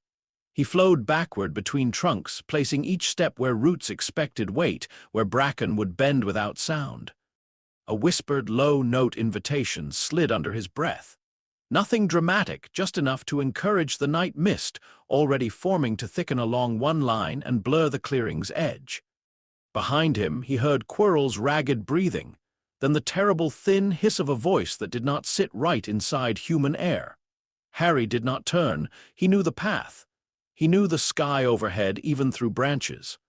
He knew, with the hard certainty of prey and hunter both, that fighting now would be stupidity dressed as courage.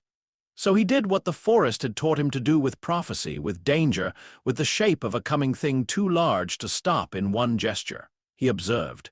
He withdrew. He prepared. By the time Hagrid found him half an hour later emerging from a stand of beech with his face pale and eyes brighter than they should be, Harry had already regained his breathing. "Where have ye been?" Hagrid demanded. "I heard there was something movin'." "There was," Harry said. Hagrid peered at him. "Ye all right?" Harry thought of the unicorn, of Quirrell, of the fractured constellation shivering around an almost man. "No," he said truthfully, "but I'm intact." Hagrid, uncertain what to do with that answer, settled for steering him back toward the path. The detention ended in alarm and confusion, and a great deal of adult whispering that went nowhere useful. Harry said little. Not because he did not trust Dumbledore, though trust and Harry had not yet decided what shape they would take with one another. Not because he feared being disbelieved. Because what he had seen did not belong yet to ordinary speech. Some truths became smaller when translated too quickly. So he returned to Gryffindor Tower late, ignored the questions, climbed into bed fully awake, and waited for the dormitory breathing around him to settle into sleep. Then he rose, crossed to the window, and opened the atlas by moonlight. On the page he drew the clearing, Quirrell, the broken pattern behind him, and where a star should have been, he marked the gap darker this time. When he finished, he laid his fingers over the ink and sat with the quiet ache in his scar until dawn began whitening the east. The school would call it a monster. Some would call it dark magic. Others, if they ever saw enough to be afraid properly, would call it Voldemort returned. Harry looked at the gap on the page and thought none of those names were precise enough. This was not return. It was persistence through fracture, something that should have died, distributed badly across the world, trying to gather. Outside the window, the first birds began. Far beyond the castle, beyond lawn and lake and wall, the forbidden forest stood under the paling sky like an older truth waiting patiently to be remembered. Harry closed the atlas. Then, because the page demanded witness, and because names mattered, he wrote beneath the drawing, not a man. Not yet. A pattern trying to become one again. And below that, after a long pause, I will know where the missing pieces are before he does. Chapter 4. When the Ministry looks up years 2-4 by the beginning of Harry's second year, Hogwarts had stopped trying to decide what he was and started trying to decide what to do about him. Those were not the same question. The first year had given the castle enough time to build up its own mythology. Children whispered, portraits speculated. Older students took detours to watch him in the courtyard at dusk when he practiced footwork instead of spellwork, moving through patterns too fluid to look like dueling and too precise to be mistaken for dance. Professors, even the ones too professional to stare, had developed habits of glancing at the weather before practical classes involving Harry Potter.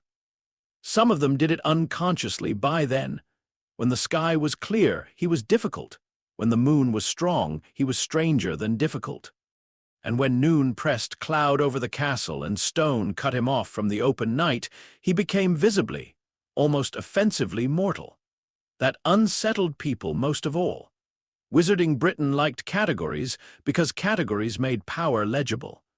Either a thing was human or beast, dark or light, trained or wild, legal or illegal, ministry-sanctioned or suspect.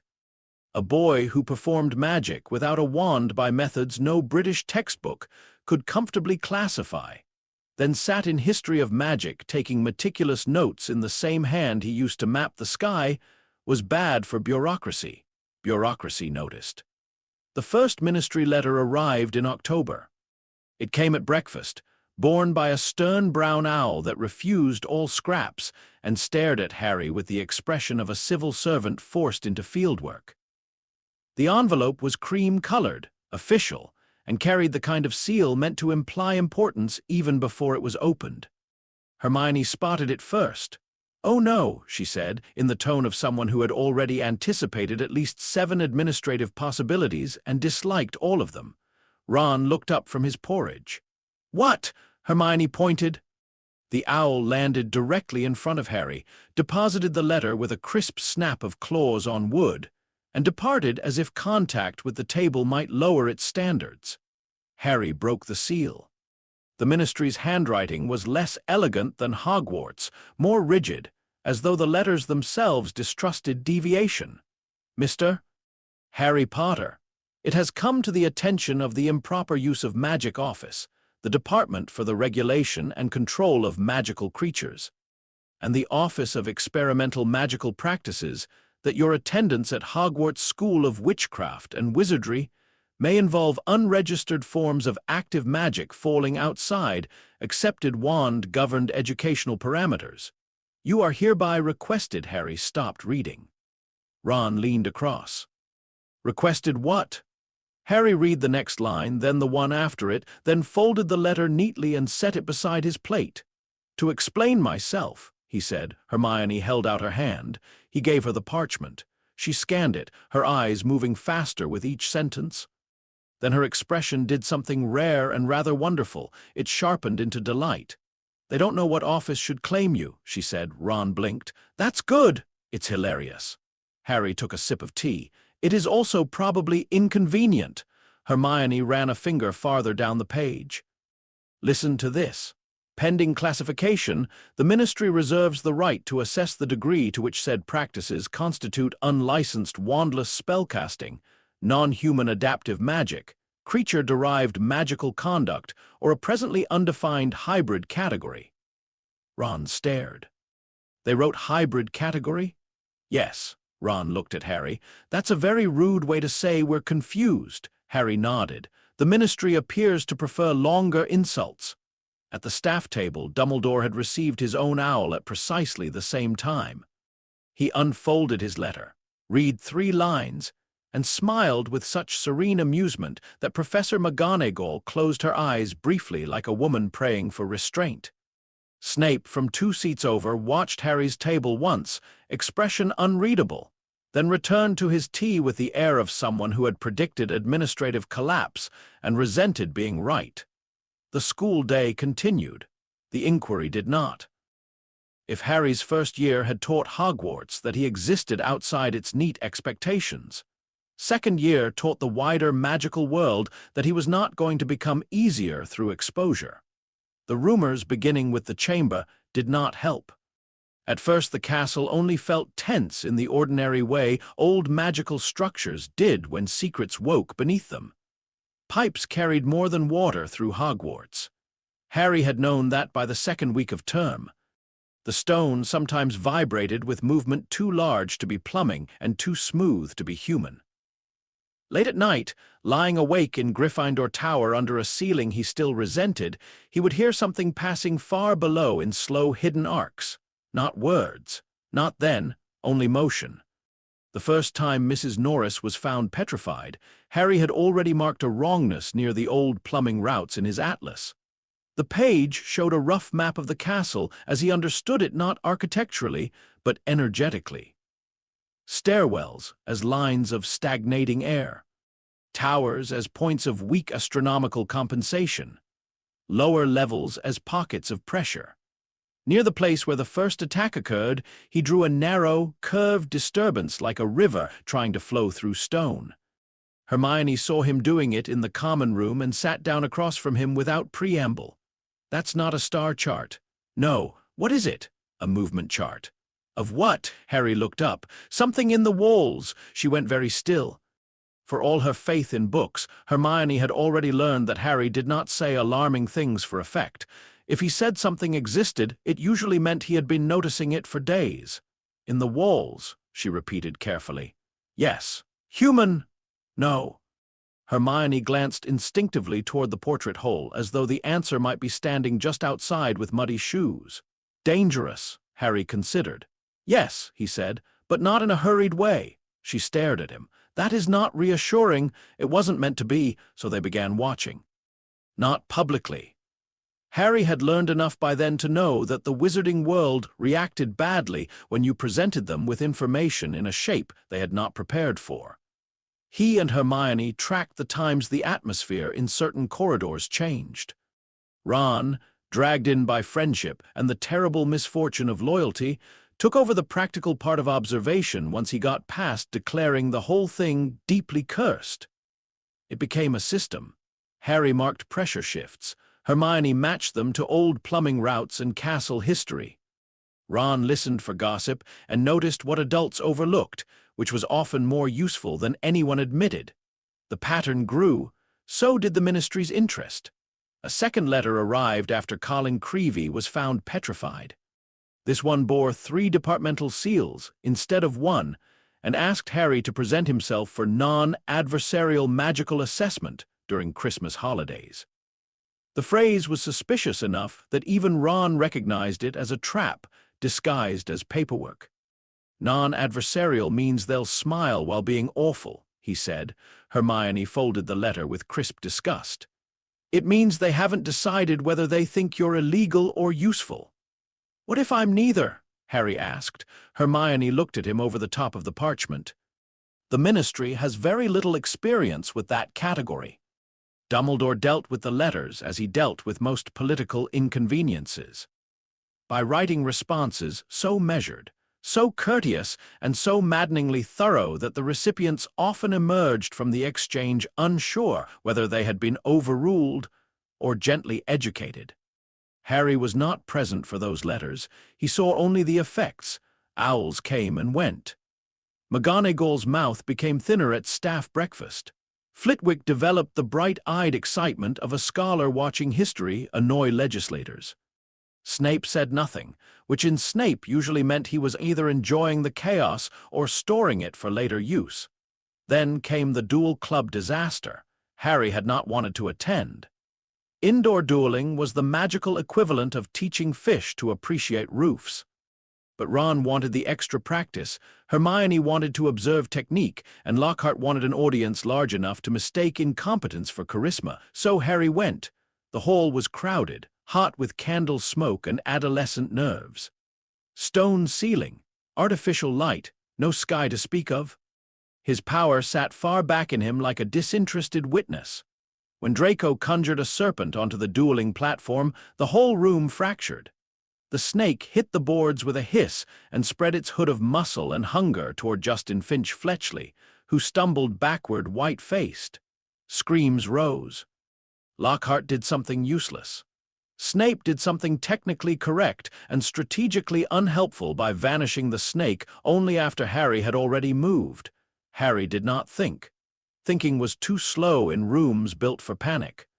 He stepped between the serpent and the nearest child, exhaled once, and dropped into the low-rooted stance Bane had carved into his body through endless practice.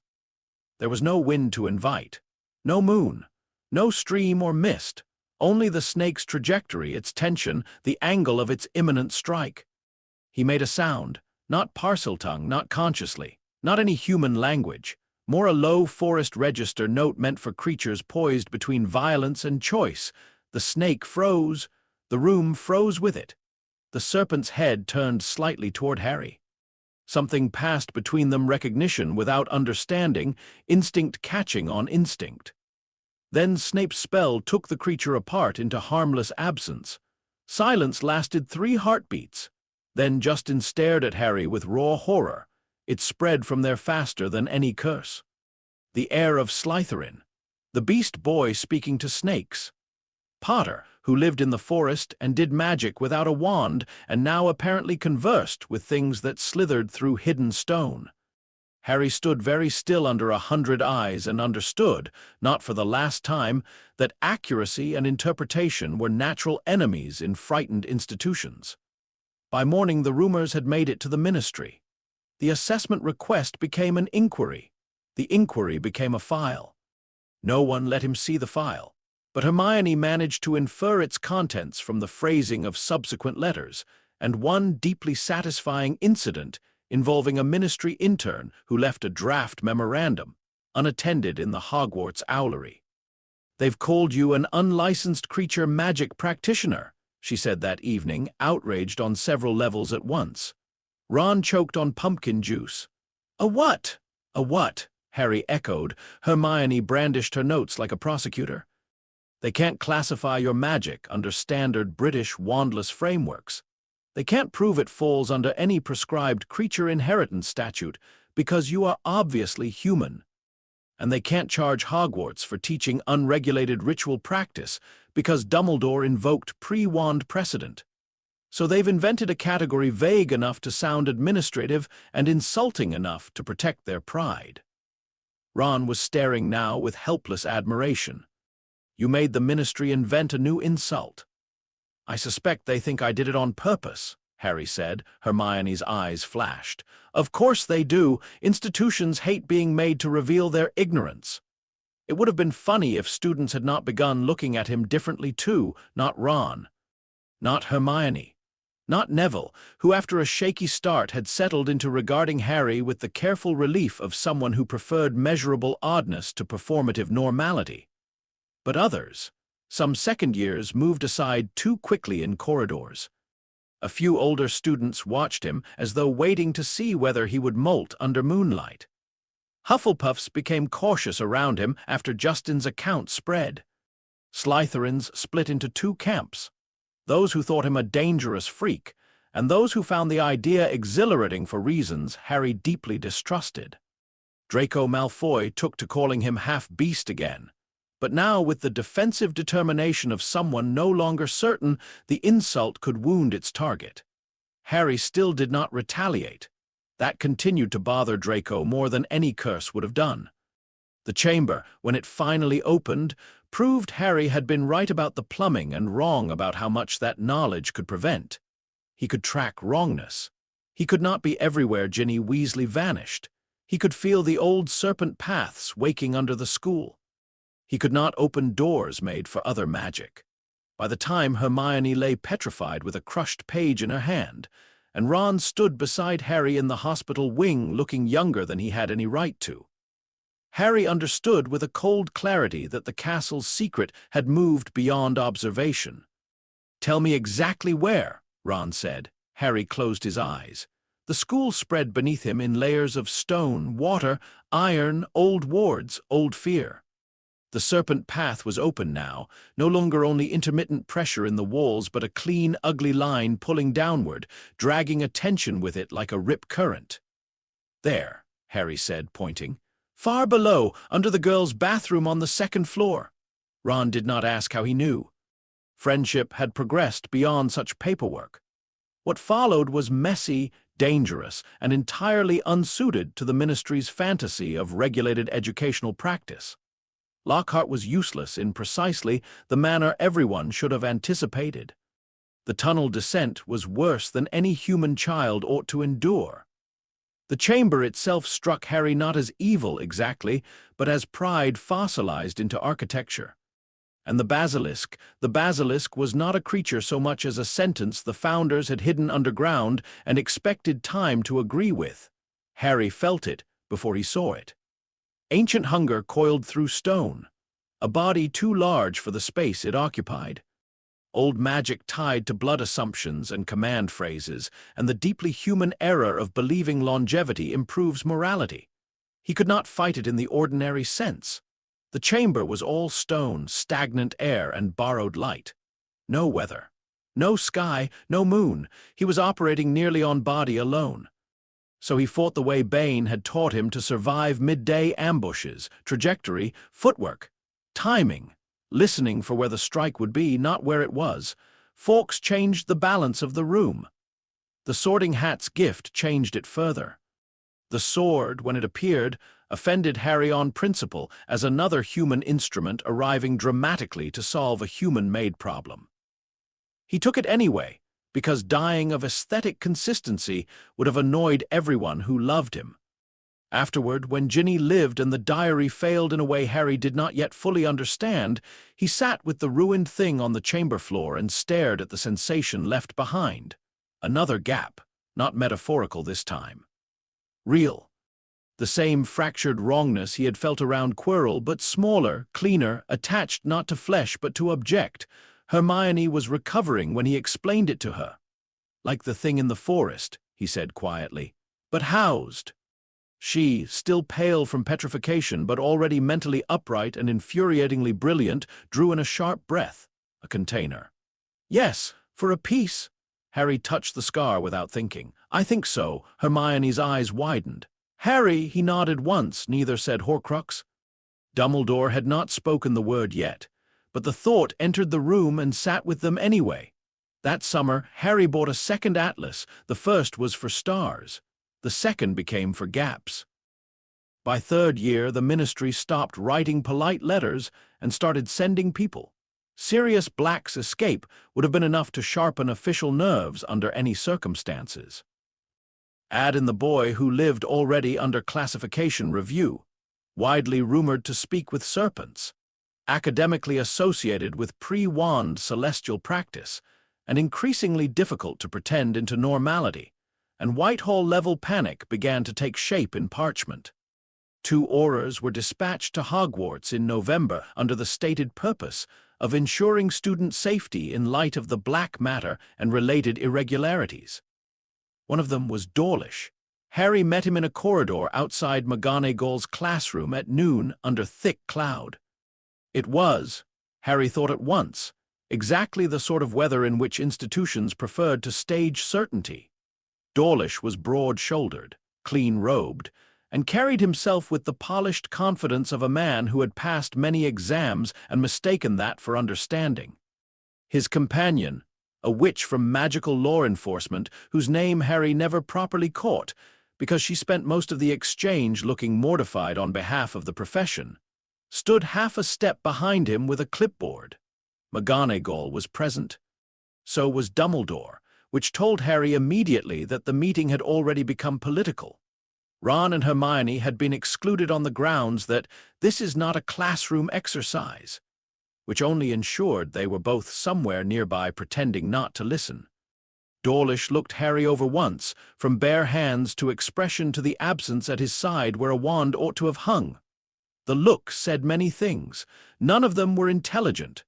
"Mr. Potter," he said. Harry waited. "We are here to assess whether your continued practice constitutes a risk to yourself or others." "A risk by what standard?" "The Ministry's." "That seems circular." The witch with the clipboard made a noise that might have been a suppressed laugh or a small professional tragedy. Dawlish either did not notice or chose career loyalty over shame. "There have been reports," he continued, "of atypical magic use, non-standard creature responses, whether manipulation, unregistered defensive capability, and the carrying of a live weapon on school grounds. My bow is in my dormitory. For now." McGonagall's mouth tightened. Dumbledore's expression remained that maddeningly benevolent blankness behind which he usually concealed entire chessboards. Dawlish drew his wand. The corridor air changed. Harry did not move yet. "This is a demonstration only," Dawlish said. "Then demonstrate on someone who agreed to it," Harry replied. Dawlish's brows drew together. "If your abilities are as harmless as your headmaster claims, there should be no issue." There, Harry thought, the real audience, not safety, not classification, pride. He glanced once at Dumbledore. The older wizard met his eyes but did not intervene. Of course not. He wanted to see too. Harry filed that away for later irritation and let his senses widen. No sky visible from here, only a narrow high slit of gray window, stone ceiling, damp corridor air. Noon. Cloud cover heavy enough that his magic was down to a mean, reluctant thread. Good. If Dawlish embarrassed himself now, no one could blame Moonlight. The aura flicked his wand toward Harry's shoulder. A Keo bow. Nothing happened. Dawlish's expression did not change immediately, which told Harry he expected a delayed response, as if perhaps the absent weapon would come flying from Gryffindor Tower, loyally obedient to the Ministry's understanding of objects. Nothing continued happening. "The bow is in the forest," Harry said. Dawlish blinked. "What?" "I left it there this morning." That was true. Harry had read the sky at dawn and found a hard, flat pressure in it that smelled of officials.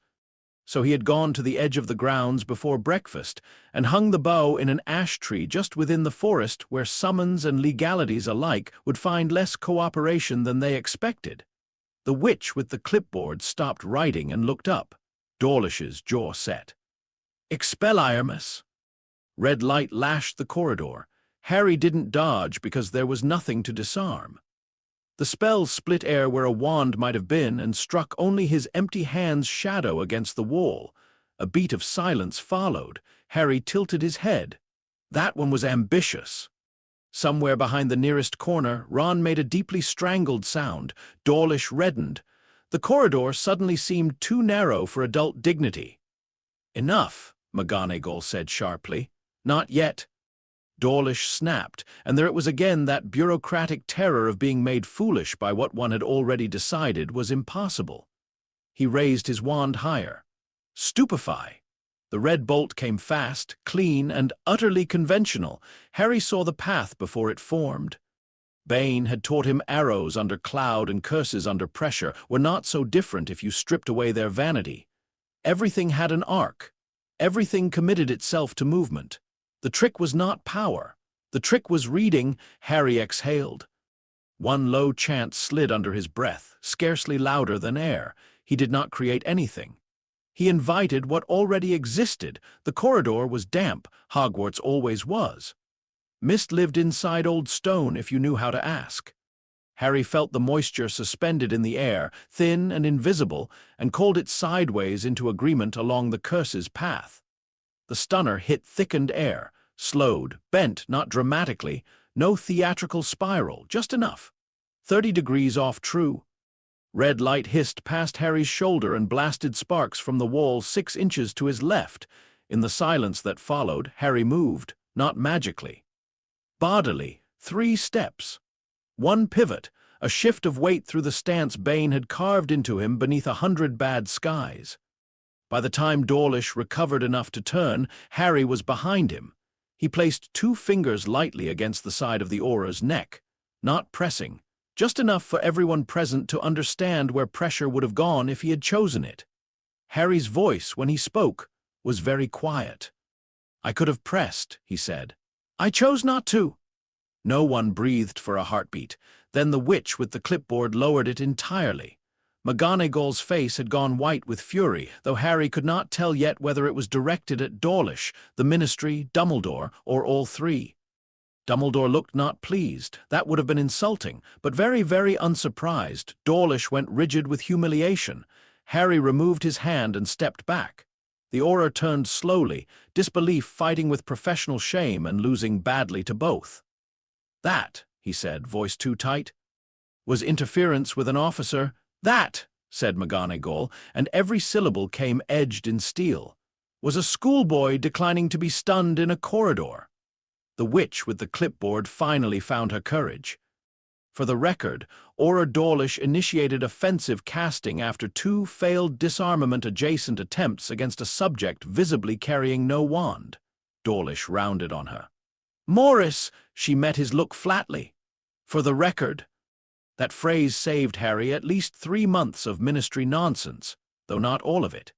The official report, once boiled down through enough embarrassed phrasing, concluded that Mr. Potter possessed unusual but non-immediately hostile environmental redirection capacity under specific atmospheric conditions, and that further classification remained advisable prior to any enforcement recommendation. Hermione read the summary in the library and looked up with shining eyes. "You made them invent new nonsense again," Ron grinned into his hand. "Environmental redirection capacity sounds like a very posh way of saying he made Dawlish miss." "He did more than that," Hermione said. Harry, who was mapping the morning sky in one margin of his homework because arithmancy rooms had terrible windows, said, "I embarrassed him." "Yes," Hermione said. "Technically." The Ministry was furious. Fudge sent Dumbledore a letter so stiff, with implied complaint, that even the owl delivering it looked offended. Dumbledore replied with one that took 17 minutes to read, according to McGonagall, and resolved nothing except the fact that Harry would remain at school and Dawlish would not be attempting a second demonstration without considerably better legal wording. By then, Harry had moved on to the more important problem of Sirius Black, not the escaped convict version. The Sky version, Year 3's second gap, did not appear in the castle. It appeared in relation to a ruined shack, far from the main grounds, on a winter night when frost drew hard silver lines through the grass, and the moon sat low enough to distort distances. Harry had been watching the sky from the astronomy tower legally this time, with permission so grudgingly granted by McGonagall, it practically arrived stamped with moral concern when he felt the wrongness shift west. Not nearer, not stronger, just positioned. He marked the angle in the atlas and stared toward the grounds beyond Hogsmeade until Hermione, wrapped in enough scarves to suggest either caution or maternal judgment, asked, "What are you looking at?" "Not what," Harry said. "Where?" Ron followed his gaze and frowned. "That's just the shrieking shack." Harry's pulse thudded once. The next line he drew in the atlas was darker than the first. When events finally dragged them there through whooping willow roots and Pettigrew's cowardice and the whole grotesque architecture of adult failure that had shaped their parents' generation, Harry entered the ruined house already knowing one thing. The wrongness was not serious. It never had been. It clung near him, yes, passed through histories touching him. But the fractured pattern did not belong to the gaunt, ragged man in Azkaban ruin. It belonged to the rat. By the time Peter Pettigrew was forced back into human shape, Harry was not surprised. Disgusted, yes. Angry enough to shake. But not surprised. He did not yet understand how a soul could be distributed across objects and still cast shadow through living accomplices. But he was beginning to see that wrongness attracted the weak in predictable geometries. Afterward, when Sirius escaped and Buckbeak vanished into moonlit improbability, Harry returned to his atlas and drew a second gap, this one near the line marked shack. 2. The pattern was becoming a map. By fourth year, the school had accepted that Harry Potter was not going to become ordinary even if threatened with etiquette. This did not mean everyone liked him. It meant everyone had reorganized their annoyance more efficiently. He was now academically reliable in theory, disconcertingly competent outdoors, still abysmal by the standards of indoor wand-dueling orthodoxy, and socially impossible to place. Younger students treated him like a story that had learned to take notes. Older students either respected him, avoided him, or mistook his quietness for arrogance and disliked him on principle. The Triwizard Tournament made all of this worse. Harry's name emerging from the goblet did not shock him as much as it shocked everyone else. Largely because the night before the selection he had already marked another disturbance in his atlas, one not at Hogwarts proper, but farther out. From the direction of an old estate to the north, where something long dead still held shape badly. He had no name for it then, only angle. Only the ugly tug of a familiar fracture taking interest. When the goblet chose him, the great hall erupted into the sort of outrage only institutions could produce, when their own sacred machinery embarrassed them in public. Harry sat through it with the strange calm that came from having been expected by the sky long before he was expected by people.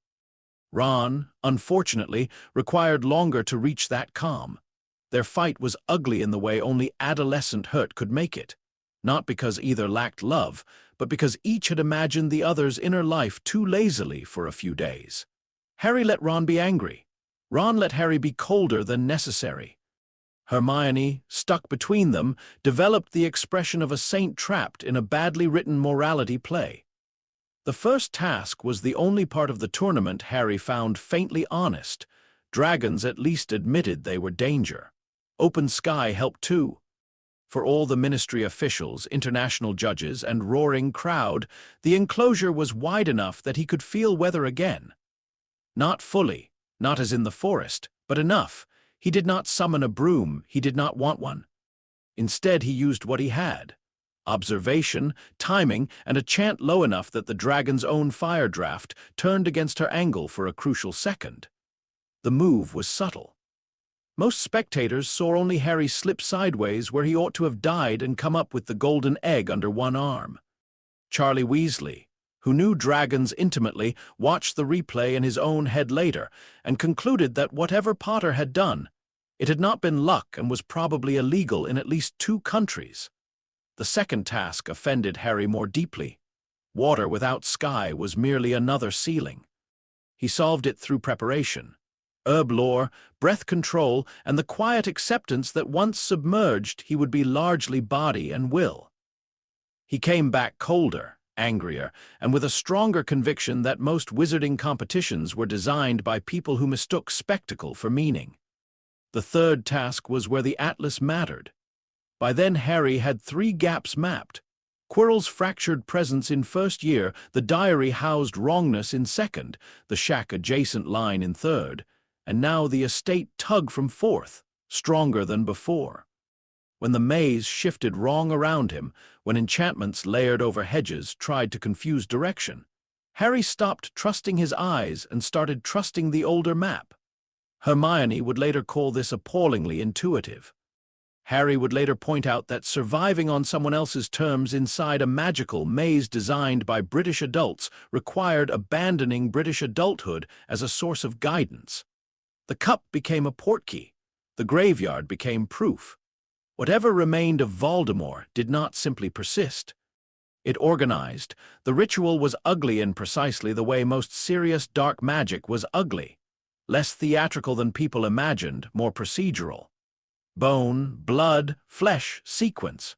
Human certainty misused through repetition. Harry watched it all through the terrible stillness that sometimes came over him when the sky inside his body recognized pattern even where no stars were visible. And when Voldemort rose not from death, not truly, from convergence. Harry saw the same thing he had seen in the forest around Quirrell, now trying at last to resolve into one fixed shape. The fractured constellation drawing inward. Gaps not gone, only bridged temporarily through force. The duel in the graveyard was not one the wizarding world would ever fully understand because neither participant was fighting the same battle. Voldemort fought for domination, as always. Harry fought for reading. Priori incantatem gave him seconds. His own training made them useful. He did not try to overpower a wizard at near full restoration in hostile terrain with no sky assistance worth naming. He watched, measured, remembered, felt the old estate angle settle into certainty. When he returned to Hogwarts with Cedric dead and truth tearing through the edges of the night, Harry did not sleep. He went straight to the atlas. On the page marked Year 4, he drew the old estate not as a house, but as a wound holding architecture out of stubbornness. Beside it, he marked another gap, 3 seen clearly now, more implied. He sat there until dawn over parchment scattered with lines, angles, notes in both English and Centaur tongue. And when Hermione found him in the common room the next morning, his face was gray with exhaustion, but his hand was steady. She took one look at the page. "How many?" she asked. Harry stared at the map. The answer came not from arithmetic but from alignment, from the way the wrongness repeated, from the distributed intervals, from the shape of absence itself. 7, he said, Hermione's breath caught. Ron, arriving a moment later and still bruised in all the invisible ways graveyards leave behind, said hoarsely, 7 what? Harry looked up. Gaps, he said. Places where he is not whole. The room held still around them, firelight cracked softly in the grate. Outside the tower windows, morning cloud dragged low over the grounds. Far beyond the lawn and lake, the forbidden forest stood under that gray sky like an older court, waiting patiently for human conclusions to catch up. Hermione sank into the chair opposite him. Can Dumbledore prove it? I don't know. Can you? Harry laid his fingers across the atlas page. The paper was cool, ink raised slightly where it had dried in layers. Beneath his touch, the pattern lived with the terrible clarity of something he had not invented and therefore could not comfort himself out of. Yes, he said. Eventually. Ron looked between them. Explain this to me like I'm not already half dead. Hermione opened her mouth. Harry spoke first. He cut himself wrong, he said quietly. A long time ago, not physically, in the way that makes a person one person. And he put pieces in different places because he thought division would protect him. Ron stared. That's revolting. Yes, and you can see them. Not see, Harry said. Track. Hermione's gaze had gone very bright now, the brightness she got when terror and understanding reached her at the same moment and shook hands. So the Ministry is chasing the wrong question, she murmured. Ron barked a mirthless laugh. That's a sentence we could carve over the entrance to the whole country. Hermione ignored him. They're trying to classify you, she said to Harry, and meanwhile you're mapping him. Harry looked down at the 7 spaces on the page, only 3 fully anchored yet, the others waiting in the dark like stars below the horizon. Yes, he said. He thought of Dawlish in the corridor, trying to force a wand logic solution onto a problem that had never belonged to wand logic. He thought of ministry letters inventing categories because ignorance feared looking unlettered. He thought of Dumbledore watching, always watching, honest only in careful slices. He thought of Bane telling him under cloud that at noon, when the sky left him, What remained was what he truly owned. This, then, attention, patience, the refusal to let other people's language become the only shape of truth. By the end of fourth year, Harry's atlas held 7 marked absences, though 4 remained only directional and incomplete, enough to know the pattern, not enough to solve it. Not yet. But soon. He closed the book and tied the leather strap around it once, twice, with slow certainty. The ministry could continue looking up and seeing only a classification problem. The school could continue wondering whether Harry Potter was legal, civilized, dangerous, or merely inconvenient to curriculum design. Voldemort could continue gathering himself in rituals and servants and old estates and graveyard certainty. None of it changed the sky. None of it changed the fact that somewhere across Britain, perhaps beyond it, 7 wrong places now existed where something that should never have been divided had made division its method of survival. And Harry, who had been taught since childhood that prophecy was preparation rather than prevention, sat by the common room fire with a map of absence in his lap and understood that the years ahead would not ask him to be faster than the darkness. They would ask him to be more patient, to read better, to know where the curse was going before it got there. Outside, evening came early under rain, heavy cloud. Indoors, the castle drew around him in its usual stone-breathing way, limiting and sheltering at once. Far away in the forest, though he could not hear them from here, the Centaurs would be reading the same sky. Harry stood, took the atlas, and went to find Dumbledore. For the first time, he was not bringing suspicion. He was bringing coordinates. Chapter 5, The Fractured Constellation, Years 5-6. Harry brought the atlas to Dumbledore on a night when the castle pretended, badly, to be calm. That was how Hogwarts always felt after catastrophe had been publicly denied. Orderly in the way a face was orderly when someone held their jaw shut too tightly. Cedric Diggory was dead. The ministry was already leaning with all its bureaucratic weight against the truth of how and why. Cornelius Fudge had arrived, blustered, paled, refused, and left behind a wake of frightened adults rearranging themselves into positions from which they could survive the official narrative. Harry had watched all of it with the flat clarity of someone whose grief had not yet decided what shape to take. He did not sleep after the graveyard. He sorted. He mapped. He sat in the common room while the fire shrank and the windows darkened and then grayed again. And by dawn he had filled 23 pages with angles, dates, conjunction notes, sketches of pressure lines, and the 7 empty marks that by then no longer felt speculative. They felt like teeth under skin. Present, hidden only by habit, McGonagall found him once around 6 in the morning. She stood over his chair in her tartan dressing gown and looked down at the atlas, the ink on his hands, the expression he had forgotten to remove from his face. "Mr. Potter," she said quietly. He looked up. There was no lecture in her, no formal rebuke, only a very old exhaustion and a very human concern she was too disciplined to put carelessly into words. "Have you eaten?" Harry blinked once, realized he had not, and said, "No." "Will you, in a moment?" Her eyes fell to the atlas. She did not ask what it contained. Perhaps because she suspected the answer would be worse than ignorance. Perhaps because she trusted Dumbledore to be the first recipient of whatever Harry was about to say. After a long pause, she nodded once. "Take it to him before breakfast," she said. So Harry did. Dumbledore's office smelled of candle wax, citrus polish, and the sort of old paper that had spent decades being more important than other paper.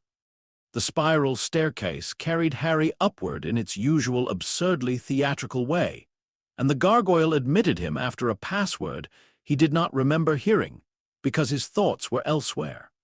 The office itself was full of little circular sounds, portraits snoring lightly, silver instruments clicking, the faint impatient rustle of Fawkes rearranging one scarlet wing on his perch.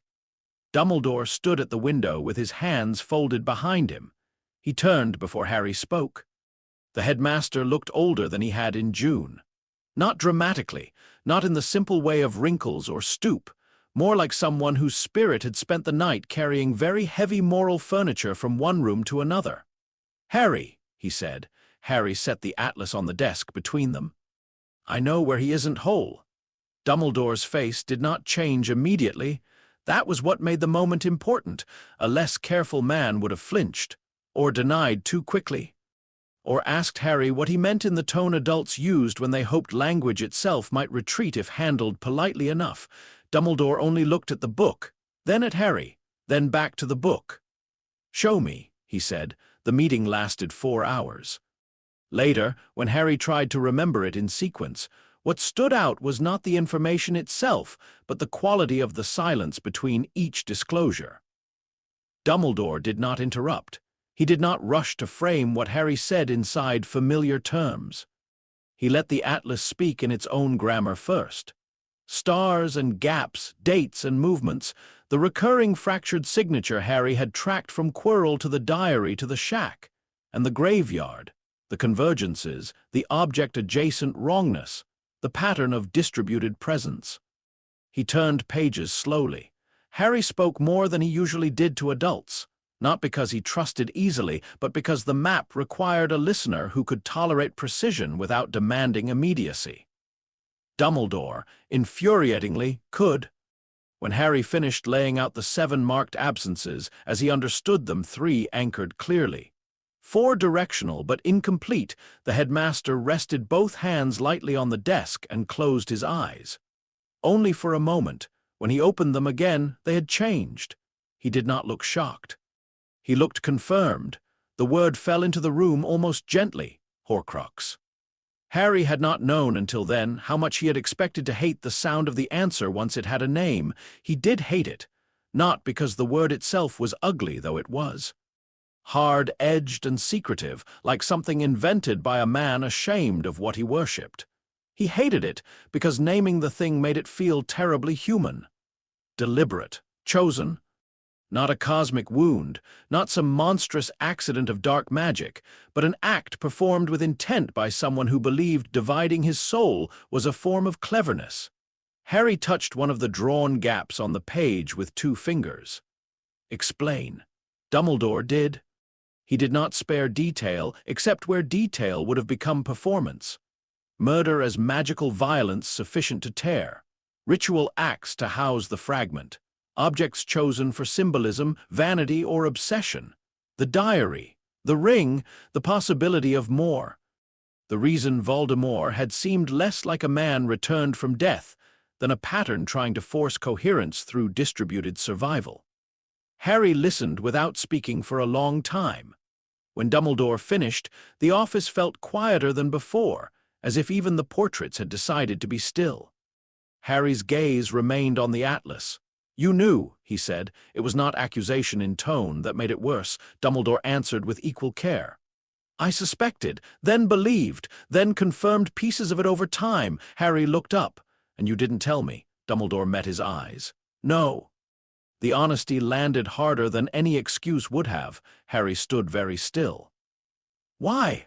The old wizard did not reach for benevolence, did not say because you were too young, did not say because he wished to protect Harry, did not say because circumstances were complex and adults had needed time and all the other phrases with which grown people varnished their use of children. Instead, after a pause just long enough to matter, he said, "I was not certain you would care to know." Harry stared. Dumbledore went on, and because he did not retreat into vagueness, Harry let him.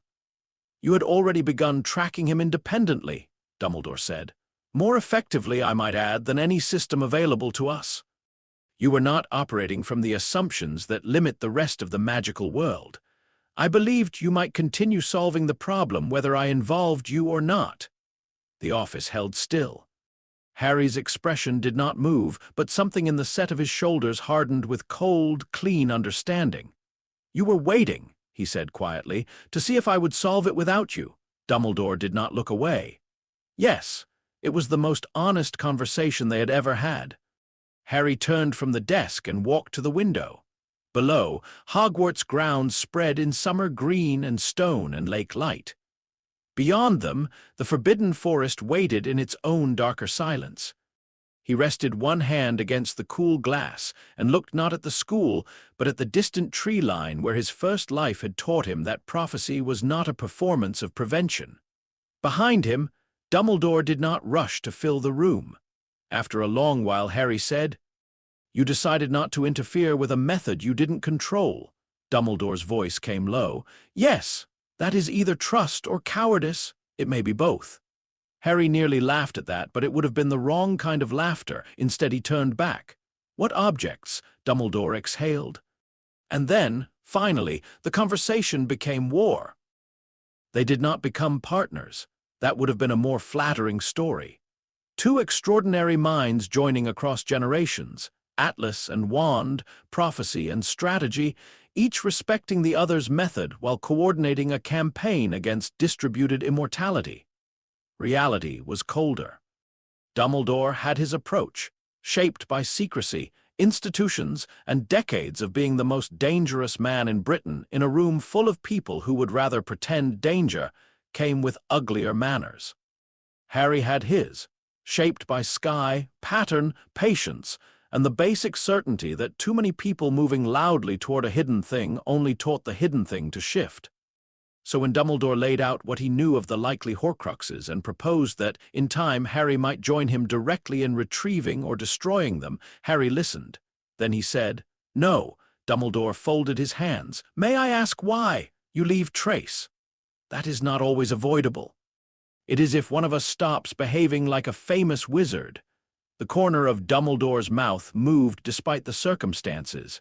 "A severe criticism. A tactical one."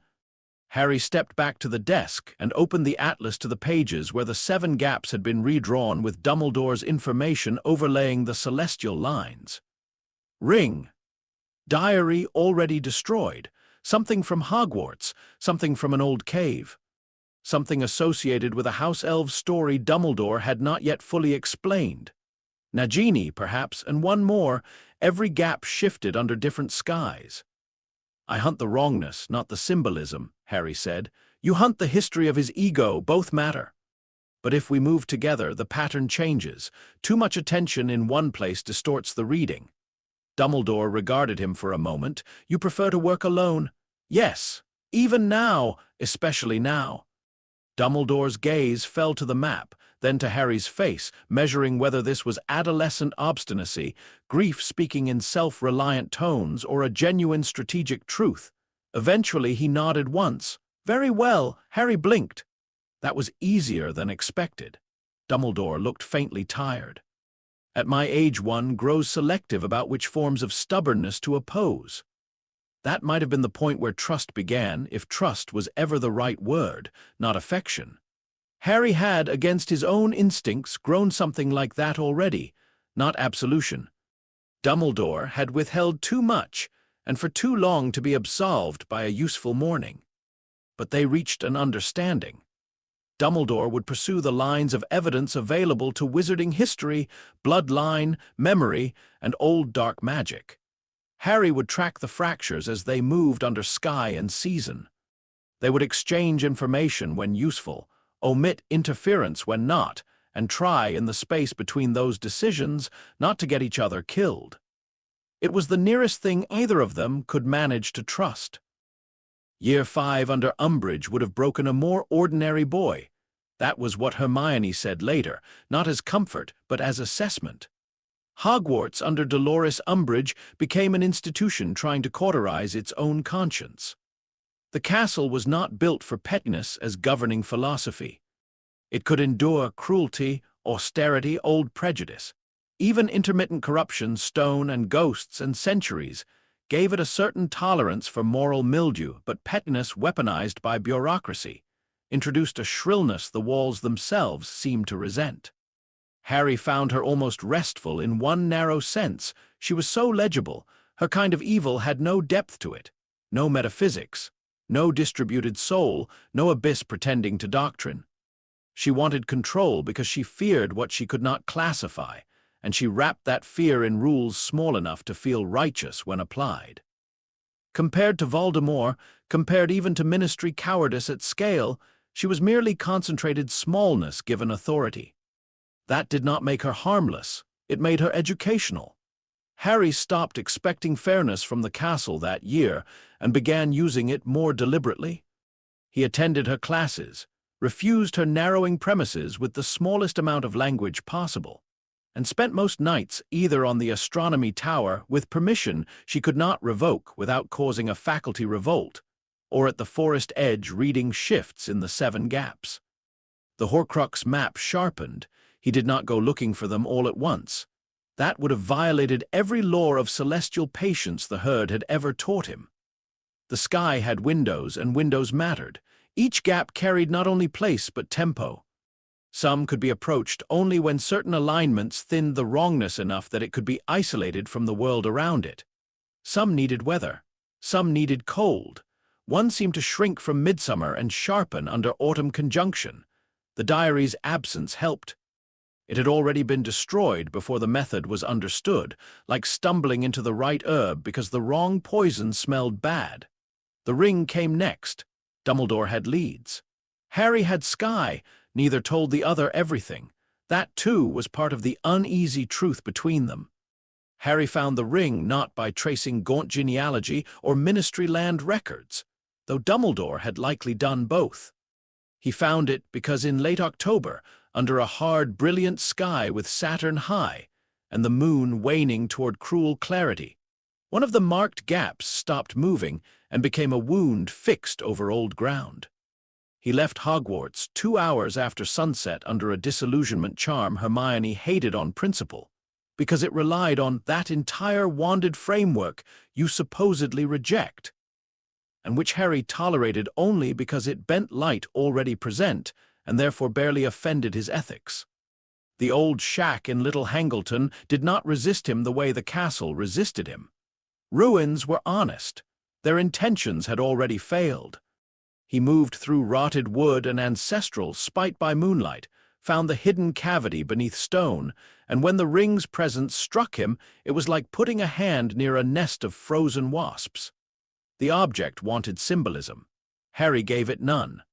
He sat cross-legged in the yard instead, the ring wrapped in stag hide on the ground before him, and waited for the conjunction he had come for. A thin, exact alignment of Saturn and the moon that sharpened severance without lending spectacle. Frost gathered. Breath silvered. Somewhere in the village a dog barked once and then regretted being alive near that place. Harry began the chant low, not a song. Not a spell, a withdrawal. He did not attack the Horcrux. Attack implied opposition between equal structures. This was different. The sky had no obligation to endorse the continued tenancy of a mutilated soul inside stolen matter. Harry's work was not to overpower the fragment, but to remove the conditions by which the world tolerated its occupation. He invited cold already present, stillness already descending, distance already written between object and season. The wrongness in the ring resisted at first, not actively. It simply clung, like rot held in old grain. Harry kept the note steady, moonlight thinned across the iron. For a moment the ring seemed to darken beyond black, an inward collapsing, as if the fragment within it could not decide whether it was being starved or exposed. Then it dissolved. No explosion. No flash.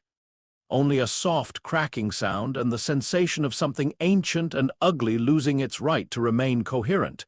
Harry opened his eyes. The stone in the ring had split.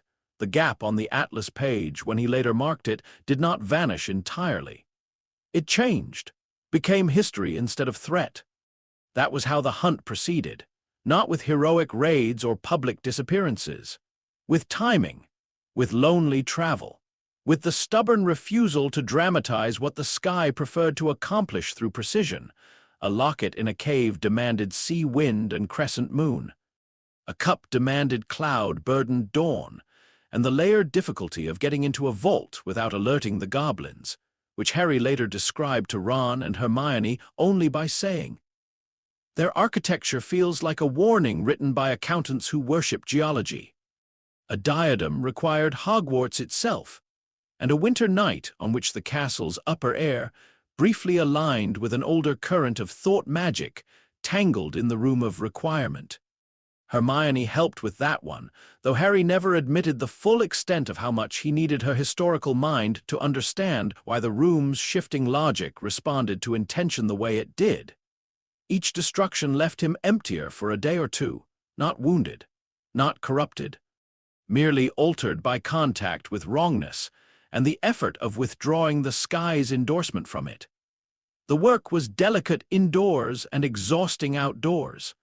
Sometimes he returned to Hogwarts gray-faced and silent enough that even Ron stopped asking questions and simply sat nearby with food and the sort of practical loyalty that asked less of grief than speech did. By the end of Year 5, 4 were gone. Dumbledore knew of some. Not all. Harry knew Dumbledore knew more than he said. That, too, continued, so the summer before 6th year arrived not as rest, but as narrowing 3 left. Then came France. Nagini was not where human strategy would have expected her to be. That was the first reason Dumbledore missed the encounter and Harry did not. The second was that living Horcruxes did not hold still the way objects did. Their wrongness moved with appetite, shelter, weather, and master's intent. Tracking Nagini required not only celestial triangulation, but the patience to admit the sky was pointing not to a fortress or safe house, but to a migration of dark purpose through ordinary countryside. Harry followed the line to southern France on a night ruled by Venus. The alignment announced itself for 3 days beforehand. Soft weather, unusual warmth, living things restless under dusk. The specific planetary pressure Sky had once described as governing creatures whose choices were tangled with affection, survival, or possession. He crossed fields under a low silver moon and found the snake in a vineyard gone quiet after harvest.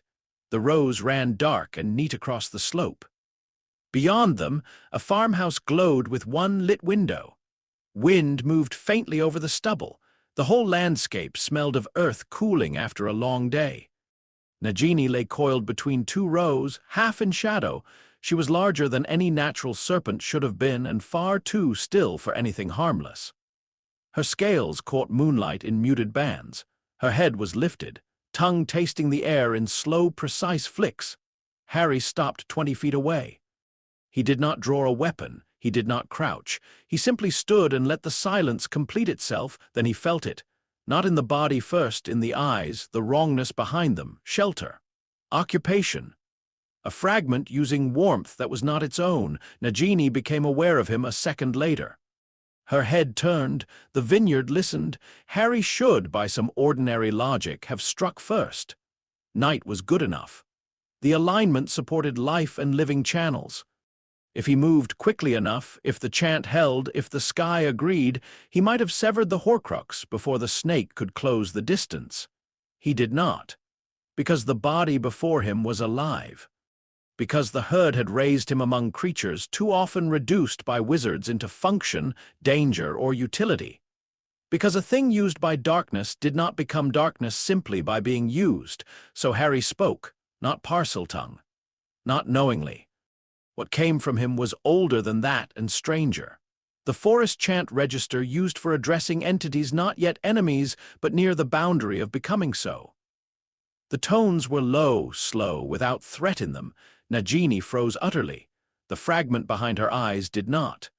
Harry felt it recognized not words but structure, the refusal to approach in the human mode of command, the invitation to be seen as living before being named as hostile. Behind the warmth, Harry said in that same quiet register, "I know you." Nagini's tongue flicked once. The air cooled. He took another breath. "The sky has taken 4 of you," he said. "There are 3 left." The fragment tightened. It did not have a face, yet he felt the equivalent of a flinch. Harry's gaze remained on the snake, not the soul behind her. "I am being patient," he said, "because patience is what the alignment currently calls for." Venus hung low beyond the field. The night breeze moved the vines in a faint, dry whisper. Nagini's body coiled a fraction tighter, protective rather than predatory now, as if some part of the living creature inside the possession understood that what stood before her was choosing not to wound when it easily might. "When it calls for something else," Harry finished. "I will not warn you again." He stepped back. Nagini did not strike. The snake watched him until he reached the field's edge. Then she turned, slow as thought, and vanished between the rows toward the dark. Harry stood there for a long time afterward, pulse steady and hands empty, feeling both the immense oddness of what had just occurred and the grim certainty that mercy had not altered the necessity ahead. Some warnings were ethical, even when they changed nothing. He added the encounter to the atlas before dawn. 5 taken, 2 left, one of them alive, one of them closer than it should have been. Dumbledore's death arrived 3 nights before it happened. Harry was on the ridge above the Forbidden Forest during a short permitted visit at the start of 6th year, standing beside the oldest oak while the sky opened in one of those clean autumn expanses that made every star look recently invented. He had gone there to rest. That was the lie he told himself. In truth, he had gone because the gaps had started tugging oddly at one another since France, and he needed open sky without castle interference to understand why. Pluto rose behind a moon already dying. It was one of those alignments Bain had once said should never be treated as metaphor. Some conjunctions only indicated, others declared. Harry saw it in the geometry first, then in the pressure through his ribs. Loss, inheritance. A structure ending not because it was weakest then, but because the ending would clear a path for something worse and therefore truer. His stomach dropped. He did not need an image. The sky did not insult him with one he knew, Dumbledore, not soon in the vague human sense.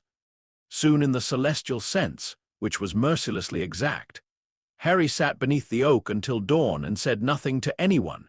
He returned to Hogwarts the next evening with the knowledge sitting in him like cold iron. Hermione noticed first that something was wrong. "You're too quiet," she said in the library. Ron glanced up from a chess problem and frowned. "That's saying something." Harry kept his eyes on the atlas. "I've seen something." Hermione's face changed at once. "What?" He did not answer immediately. Because this was the cruelty of prophecy as the forest understood it. Not that it denied intervention in every case, but that it taught you the difference between warning and futile thrashing. The stars showed coming things so you could prepare your heart and position yourself for what followed. They did not always show them so you could stop them. Bain had taught him that when he was young enough to hate it. Now he hated it properly. "Dumbledore is going to die," Harry said. The words dropped softly and hit hard. Ron went pale. Hermione's hand tightened on the edge of the table. "When?" she asked. "Soon." "That's not enough. It's what I have." Hermione looked furious with the shape of the world. "Can it be changed?" Harry looked up then, and whatever she saw in his face made her stop pushing. No one understood more deeply than Hermione the lure of believing knowledge obliged action. She lived by that instinct. Books were useful because they could alter outcomes. Facts mattered because they could be applied. It offended her at a soul level to imagine information arriving only to deepen sorrow rather than solve it. Harry understood that about her. He also understood what the forest had taught him about tides too large to rebuke. "I don't know," he said. It was the most merciful, truthful answer he had. He did not tell Dumbledore. That choice would ache in him for years. Not because he doubted the older wizard could have understood the prophecy logic. Dumbledore probably could have, perhaps too well, not because he feared being dismissed. Dumbledore would not have dismissed him now.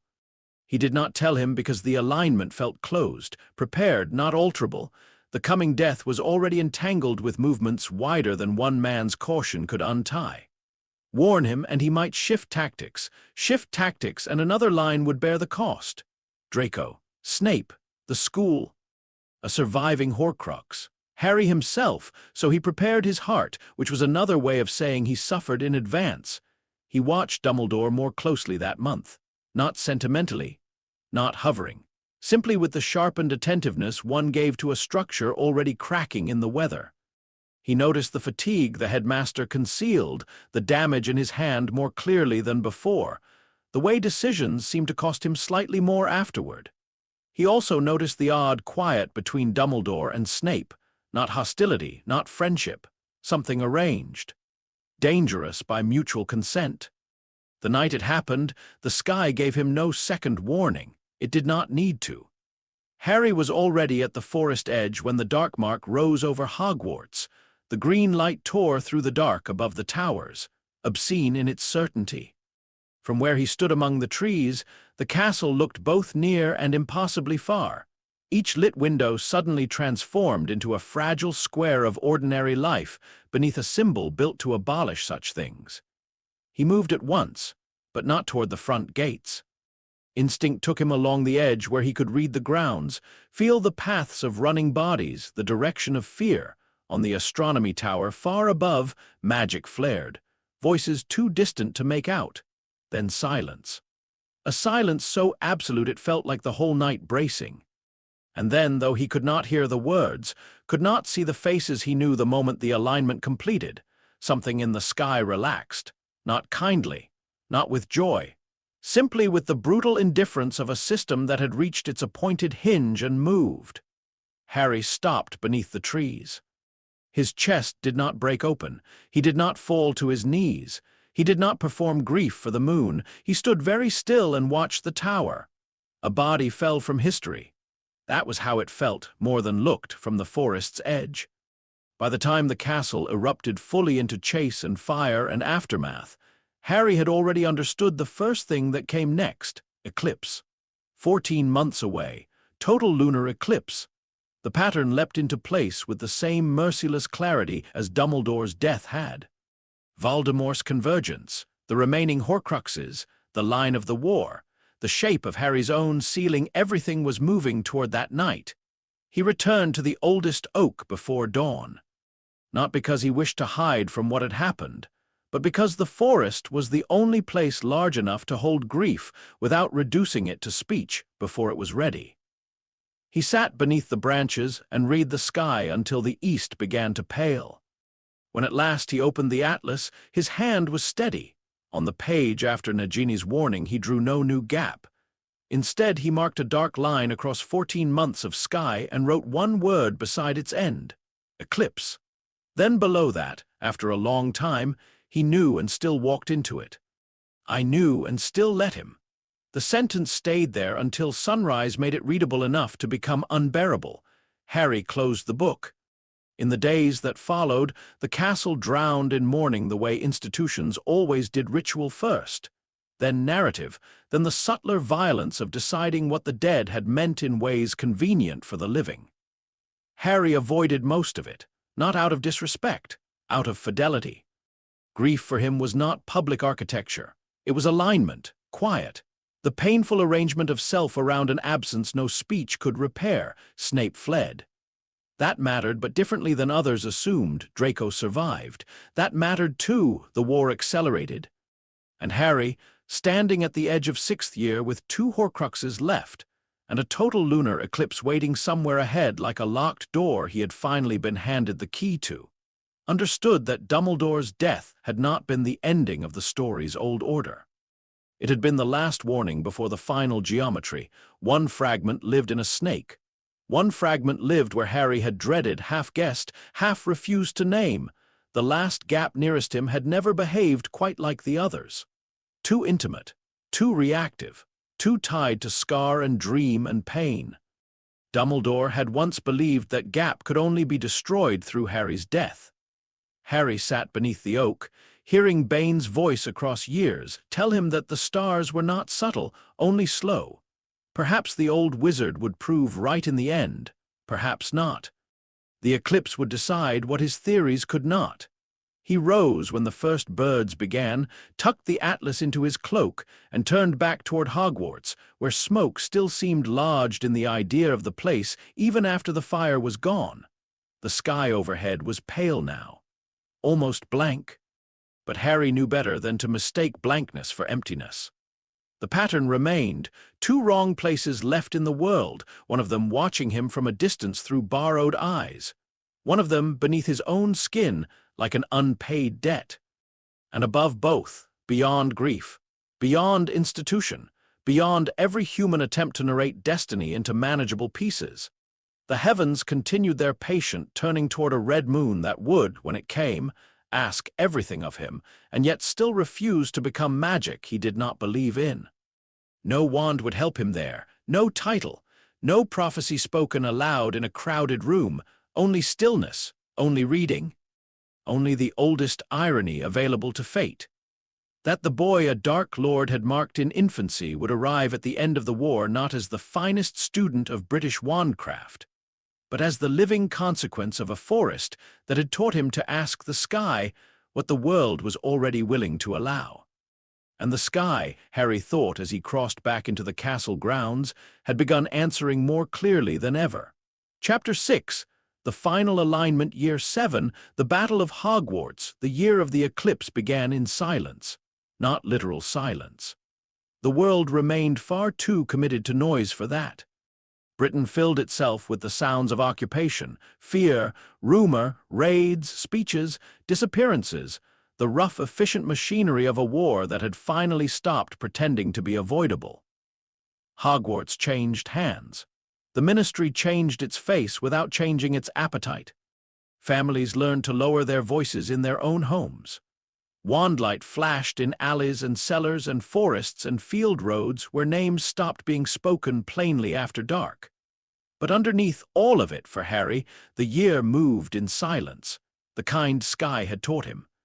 The kind that listened before it acted, the kind that could hold terror without immediately translating it into motion. He did not return to Hogwarts for 7th year as a student. He returned to the sky as a practitioner, moving toward a fixed point in time. Dumbledore's death had narrowed the world into 2 final wrongnesses and 1 date, Nagini and the fragment in Harry's own scar. Everything else Death Eaters, ministry decrees, resistance efforts, battles flaring in villages and dying in cellars, Snape's role. The Hallows whispered about in stories people told each other when they wanted a shape for hope mattered, but not in the same way. They were weather around the larger alignment, some of it fierce enough to kill, some of it tragic enough to reshape nations. Still weather, the eclipse was structure. Harry spent 14 months preparing for a night no human practitioner of his tradition had ever entered with this much knowledge. He did not learn new spells. There were none to learn in the British sense. The forest had not raised him to accumulate incantations like trophies. It had raised him to deepen relationship with patterns that already existed, so he deepened. He marked every moonrise, every conjunction, every cloud-heavy noon that left him thin and human, and irritated enough to remember Bane's lesson that what remained without the sky was what he had truly built. He practiced the root notes Sky had first taught him until it no longer felt like a sound emerging from his throat and began to feel like a state of being into which his body could settle. He refined redirection under hostile angles, crosswinds, rain, enclosed spaces, crowded fields. He studied eclipse tables from Centaur memory, Hogwarts archives, and Muggle astronomy texts Hermione procured through methods Harry wisely never asked about in detail. He visited the Forbidden Forest whenever he could, sometimes alone, sometimes not. Fyarns met him there when the war allowed. So did Bane. So did Sky, growing older in ways that made no concession to sentiment. They did not coddle him now that death sat closer, they sharpened him. The eclipse will not give you whatever you want, Bane said on a bitter winter night while Harry stood waist-deep in freezing river water learning how much stillness pain could disrupt before discipline broke. It is not a reward. I know. No, Bane said. You know the sentence. I am saying it so that your body knows it too. Harry breathed through chattering teeth. Helpful. You remain alive. Therefore, yes. Fyarns handled the preparation differently. He took Harry to high clearings and made him lie flat beneath the sky for entire nights, speaking only when a particular star crossed a particular line between branches. Eclipse is not merely strength, he said. Humans misunderstand thresholds because they always imagine thresholds are louder versions of ordinary states. This will not be you, but more. It will be you, but stiller. Stiller sounds less useful in a battle. That, Fyarns said, is because you are still thinking in the grammar of duels. Harry turned his head toward him. Then what grammar? Firen's pale gaze remained on the heavens, geometry. Sky, predictably, said the least and somehow taught the most. One evening, in late spring, she led Harry to the marsh where he had first learned misagreement and had him stand there from sunset until the stars appeared. Only then did she speak. "When the moon darkens," she said, "everything that relies on borrowed certainty will panic." Harry watched the marsh water take the first thin reflection of night. "Good," he said. Sky glanced at him. "Not good, useful, do not confuse them." Then she placed 2 fingers lightly against the center of his chest, exactly where Firen's had years before named breath as a seat of reading. "Find the stillness beneath victory," she said. "If you reach instead for triumph, the alignment will pass through you and leave you only loud." It was the closest thing to a blessing she ever gave him. Hermione and Ron saw only parts of this preparation, but they saw enough to understand that Harry was becoming more himself in a way that often looked, from the outside, like he was vanishing into quiet. They did not let him do it alone. That mattered more than any prophecy would have admitted. Hermione became the keeper of timing in the human sense. She built calendars that cross-referenced celestial windows with war logistics, castle rumors, resistance movements, known death, eater travel patterns, and every scrap of magical theory that might help distinguish an old centaur practice from a suicidal improvisation. She argued with Harry constantly, not because she doubted him, but because she believed love required intellectual resistance when someone you cared for began mistaking resolve for sufficient plan. Ron became the keeper of weight, not metaphorically. Practically. Food, gear, maps, routes, sleep, escape options. The 1,000 bodily facts without which destiny became a romantic way of starving stupidly. Ron had grown into the war the way some men grew into weather grudgingly, deeply, with humor as armor and loyalty as structure. He no longer mistook Harry's silences for superiority. Harry no longer mistook Ron's laughter for lack of depth. They had survived too much for those earlier mistakes. One night in a ruined cottage in Derbyshire, a month before the final convergence, Hermione sat cross-legged on the floor with her notes scattered around her like a paper fort and said, without looking up, "I still hate that part." Harry looked over from the window where he had been charting the moon's diminishing arc between clouds. "What part?" "The part where you keep saying the scar fragment may not require your death." Ron, cleaning mud from his boots, muttered, "That is a sentence with too much may in it." Harry returned his gaze to the sky. "It's the truth." "No," Hermione said sharply. "It's an inference," he turned. "A supported one. Supported by an eclipse model no one has ever tested, an energetic pattern only you can read directly, and the assumption that Dumbledore's conclusion was limited by wand logic." Harry held her gaze. "Yes." Hermione pressed her hands flat to the notes in front of her, as if resisting the urge to tear reality into tidier pieces by force. "I know," she said. "I know that is your actual reasoning. That's why I hate it." Silence settled. Ron set his boot aside.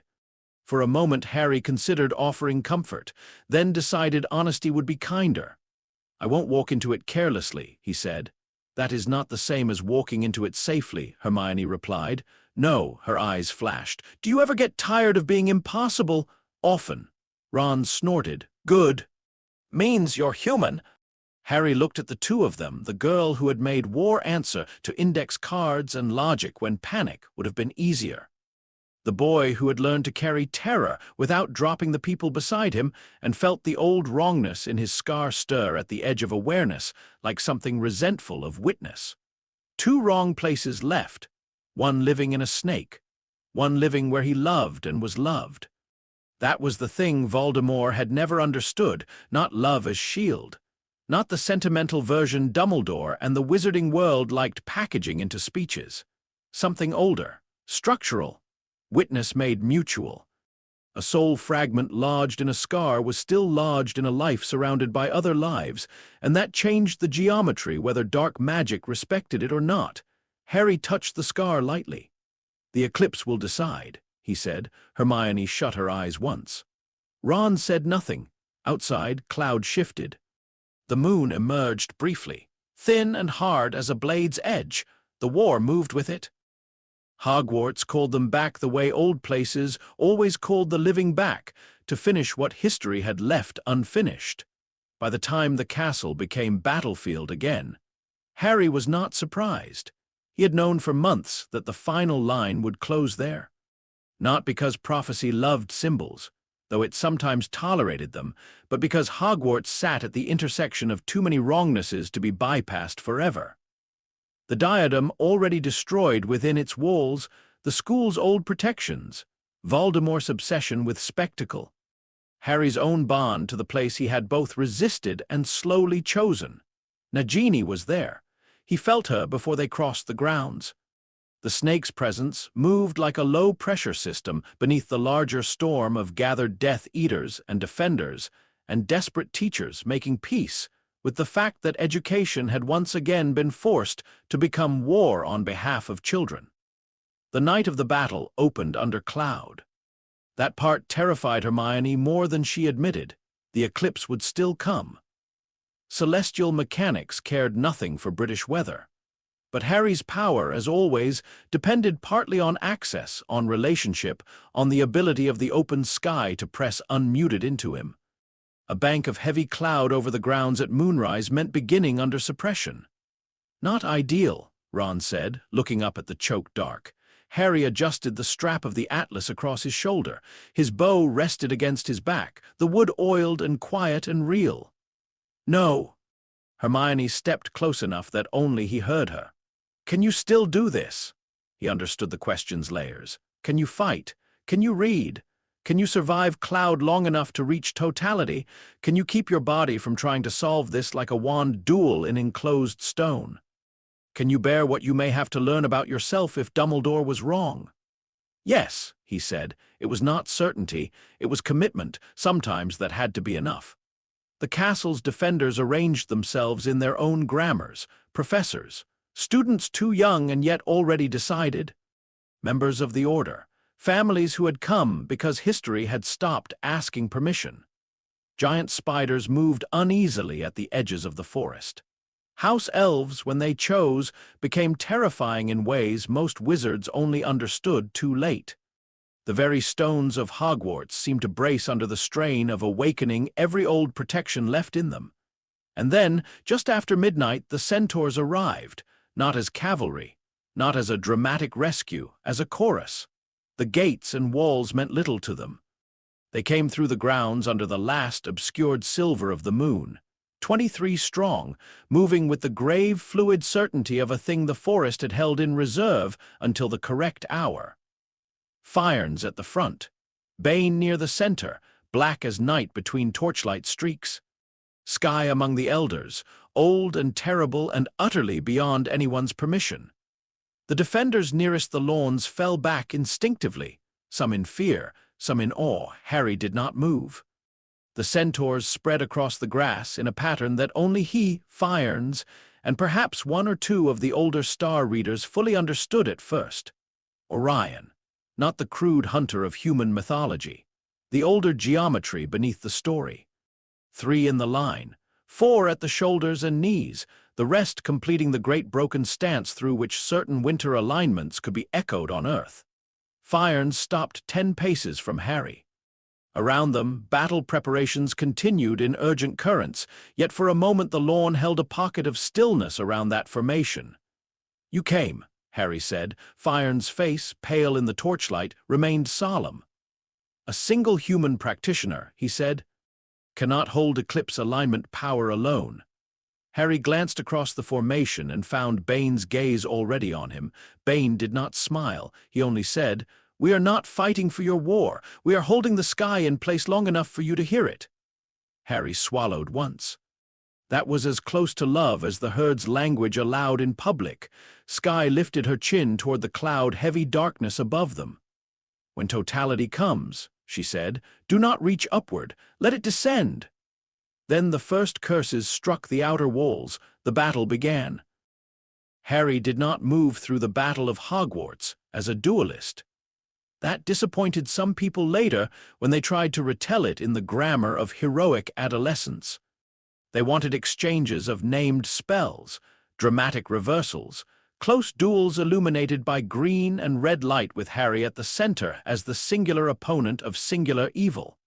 What they got was stranger. He moved the way water moved through a rock slide.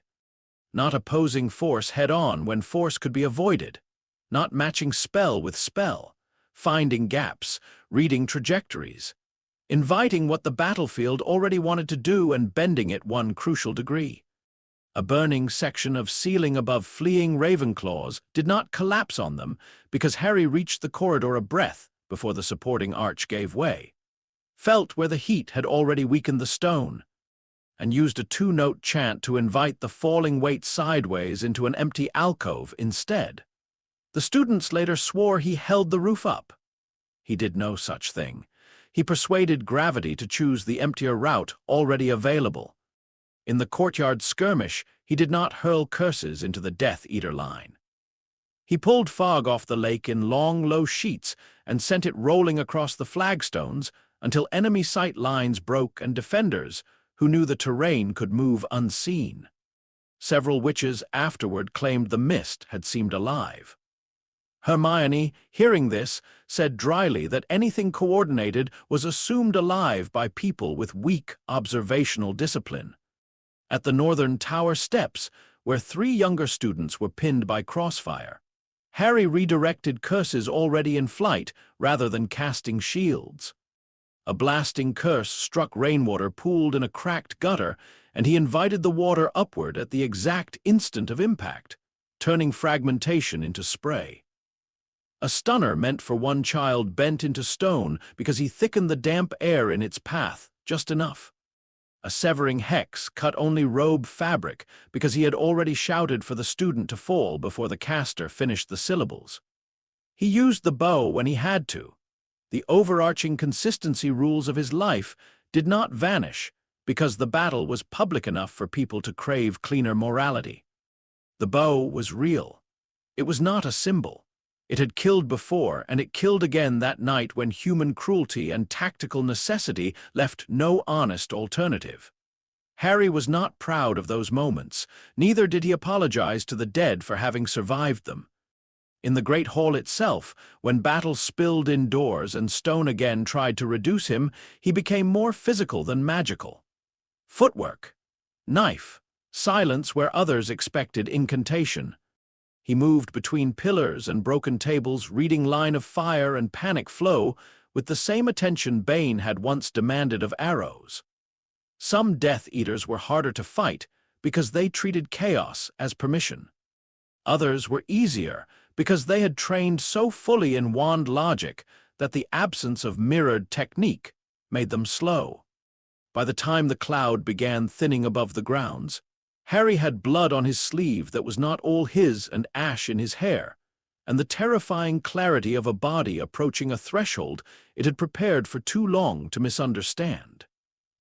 The moon rose behind the thinning cloud like a secret becoming inevitable. Then Nagini moved. He felt her before he saw her close now, protected, carried within the tightening formation around Voldemort like a final theorem everyone had built the war around without ever being able to name aloud. The snake's wrongness pulsed sharp, and living at the battlefield's edge, Harry turned at once. Hermione saw the movement. "What?" She's moving to him. Ron gripped his wand so hard the knuckles went white. "Then we move faster." The race through the grounds did not resemble anything neat enough to deserve narrative grace. It was mud, broken stone, curses from blind angles, shouting, bodies, impossible noise. The castle's whole terrible history reaching one more climax through children and teachers and creatures that had been told too long that they did not matter enough to shape outcomes. Harry reached the outer courtyard as the moon struck first shadow. The eclipse had begun, not totality, not yet, but enough. He felt the change at once, not as power flooding him, but as subtraction. A vast, quiet beginning above the world, light losing certainty, angles sharpening. Every movement around him acquiring a readable edge because the ordinary assumptions of night were being dismantled. The centaurs on the lawn began to sing, not loudly, not for spectacle, A low, layered choral resonance rising through the grass and stone, Orion made breath and body. The note entered the battle below hearing and altered the field in ways most combatants would later remember only as a sudden impossible feeling that the world had, for a few seconds at a time, become simpler and more terrible. Harry breathed with it. Nagini struck first. She came from Voldemort's left in a white-green blur under wandlight. Harry had expected the angle. The Venus field in France had taught him how she preferred to move when the fragment behind her drove rather than merely rode. He pivoted, not backward. Sideways. Letting the strike cross where his ribs had been and bringing the bow down not as projectile weapon, but as hardened curved wood, catching her neck just behind the head and redirecting momentum into stone. The impact cracked flagstone. Voldemort's gaze snapped to him. For one bare instant the whole war narrowed. Harry, wandless, bloodied, moon shadow touching his face. The boy from the forest standing in the courtyard with a bow in his hands and a snake against the stone and a red dark sky beginning above them. Voldemort looked offended before he looked angry. He had always preferred the world to flatter his categories even while he defied its laws. Nagini recovered too fast for any ordinary man to remain that close. Harry knew this, had known it since France.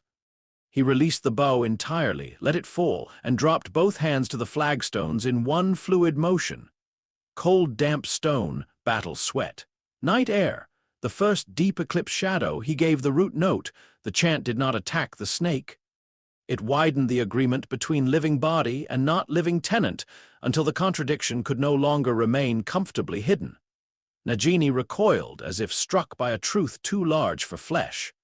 For one heartbeat, her eyes changed, not becoming human, not becoming redeemed, but clearing. The animal within the possession showing through with naked, terrified brightness. Harry saw it, so did Voldemort. And that was all the opening required. Neville, charging in from the broken line to Harry's right with the improbable courage of a boy who had spent 7 years being underestimated by everyone except the people who mattered, came through the gap with Gryffindor's sword in both hands. The strike was clean. Nagini's body fell. The fragment inside her did not scream. It tore. Harry felt the wrongness leave the living world like a knot undone in air. 6 gone, 1 remained. The one in his scar flared so hard he nearly fell. Voldemort understood not how. Never how, but enough. The final Horcrux was no longer in the snake. He knew where it had always been in the end. Knew or guessed or feared or some mixture too ugly to separate cleanly. His face changed not to triumph, as many later imagined, but to ravenous necessity. The courtyard emptied around them the way battlefields sometimes did when history decided 2 people must occupy the visible center even though dozens of others still bled and fought at the edges. Teachers were shouting somewhere behind Harry. The Centaurs' song deepened. Stone smoked. Wind dragged sparks sideways. Above them the moon darkened further, red beginning at the rim. Harry picked up the bow, not to fire it, just to have something real in his hand when the world narrowed. Voldemort stepped forward. "You," he said, and there was loathing in the word, yes, but also something older and more embarrassing. Incomprehension wounded into obsession. Always the wrong thing. Harry looked at him and felt, more clearly than ever, how much the man had built his life around mistaking certain forms of magic for primitive because they were not his. "Yes," Harry said. It was perhaps the cruelest honest answer possible. Voldemort raised his wand. The eclipse moved toward totality. Time, for Harry, did not slow. That was another lie humans told themselves about thresholds. Time remained what it was. Perception changed. The Centaur's song on the lawn locked into the final structure of Orion. Harry felt it like iron settling into riverbeds. The cloud cover tore fully open. The moon became a red-black disk hanging over Hogwarts. Every shadow in the courtyard sharpened. Every trajectory became visible all at once, not because the world had simplified, but because the stillness beneath it had finally descended far enough to be heard. Sky's lesson, do not reach upward. Let it descend. So Harry did. He stopped, not bodily, Deeper than that, all the battle noise remained: fire, screams, broken stone, running feet, wand-light death, and beneath it perfect stillness. He could feel the shape of every moving thing. The angle of Voldemort's shoulder, the intent in the wrist before the wand completed its rise. The hot green violence already gathering at the spell tip before the syllables emerged, the fragment in his scar, writhing now, not from command but from exposure. The eclipse touched it like tide touching something buried too shallow. Voldemort cast. Avada Kedavra. Green light came with the full authority of a man who had murdered hundreds and believed repetition made certainty into law. Harry did not dodge. That was the moment many later misunderstood on purpose, because the older story required self-sacrifice and martyrdom and boys noble enough to die cleanly for nations that had been careless with them. Harry did not stand still because he welcomed death. He stood still because the geometry was finally exact. He saw the curse's path not as a line but as an arc embedded in eclipse shadow. Saw how the red-black moon above and the centaur chorus holding Orion below had created, for one unrepeatable instant, a field in which the oldest rule of his magic and the oldest arrogance of Voldemort's collided perfectly. No creation from nothing, only redirection, only invitation, only the world withdrawing endorsement from what did not belong. Harry exhaled one long, slow breath and gave the root note. The sound entered the green light like silence learning shape. Avada Kedavra reached him, curved, not dramatically, not in a wild theatrical spiral. In a grave, clean arc, obeying the eclipse geometry Harry had spent 14 months preparing his body to read. As it passed through the space at his brow where the scar burned, the fragment inside him ignited, not with pain alone, with recognition. The curse tore open exactly the channel the soul shard had used for years to remain lodged in living flesh, and the eclipse flooded the gap with a stillness too absolute for parasitic residence. Harry felt it as cold fire, the most intimate violence of his life and, simultaneously, the first clean thing that fragment had ever experienced. It burned out, not Harry, not his soul, the wrongness. The gap closed. The curse completed its redirected arc and returned to its source. Voldemort had one final second in which to understand that he was being killed not by a counter-curse, not by sentimental love, not by a wand trick, but by a magic he had dismissed his entire life as beneath him, older than his theories, slower than his vanity, precise enough to use his own certainty as trajectory. Then green light struck him. This time there was no fragmentation left to cushion consequence. Tom Riddle, who had spent decades teaching himself not to die properly, died as all unsupported bodies eventually did. He fell. The courtyard held. For one impossible moment, the whole battle seemed to forget itself. Then sound returned all at once, not triumphant first, human first, gasping, crying, someone shouting Harry's name, someone else shouting for Mediwizards. Stone collapsing somewhere in delayed obedience to physics.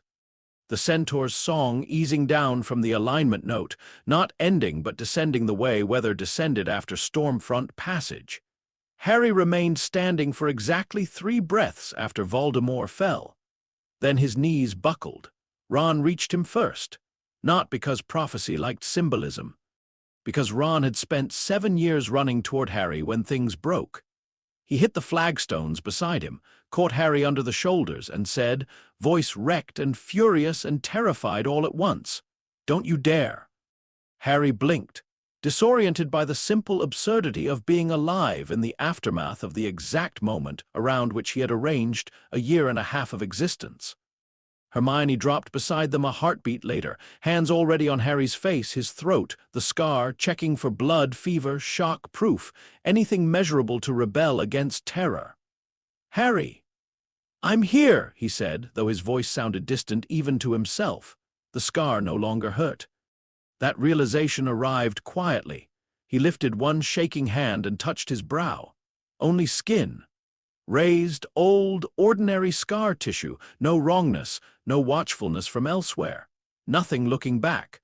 Hermione saw the change in his face and closed her eyes hard enough that tears escaped anyway. Ron laughed once, a broken disbelieving sound. Around them, battle turned into aftermath. Teachers moved. Survivors called for missing people. The dead began, with the terrible inevitability of all wars, to become countable.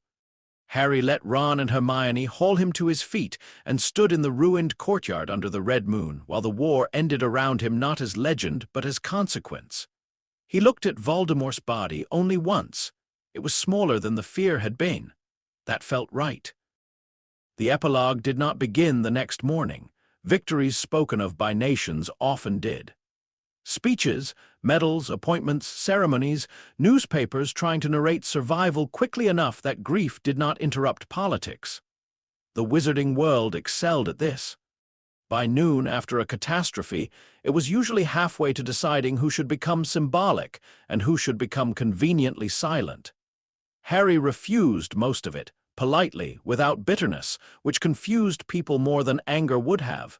He attended funerals. That mattered. He did not believe in abandoning the dead to politics. He stood with Ron and Hermione and the Weasleys and the teachers and the Centaurs when they allowed witness and did not when they did not. He spoke when speaking was required by love, not by public appetite.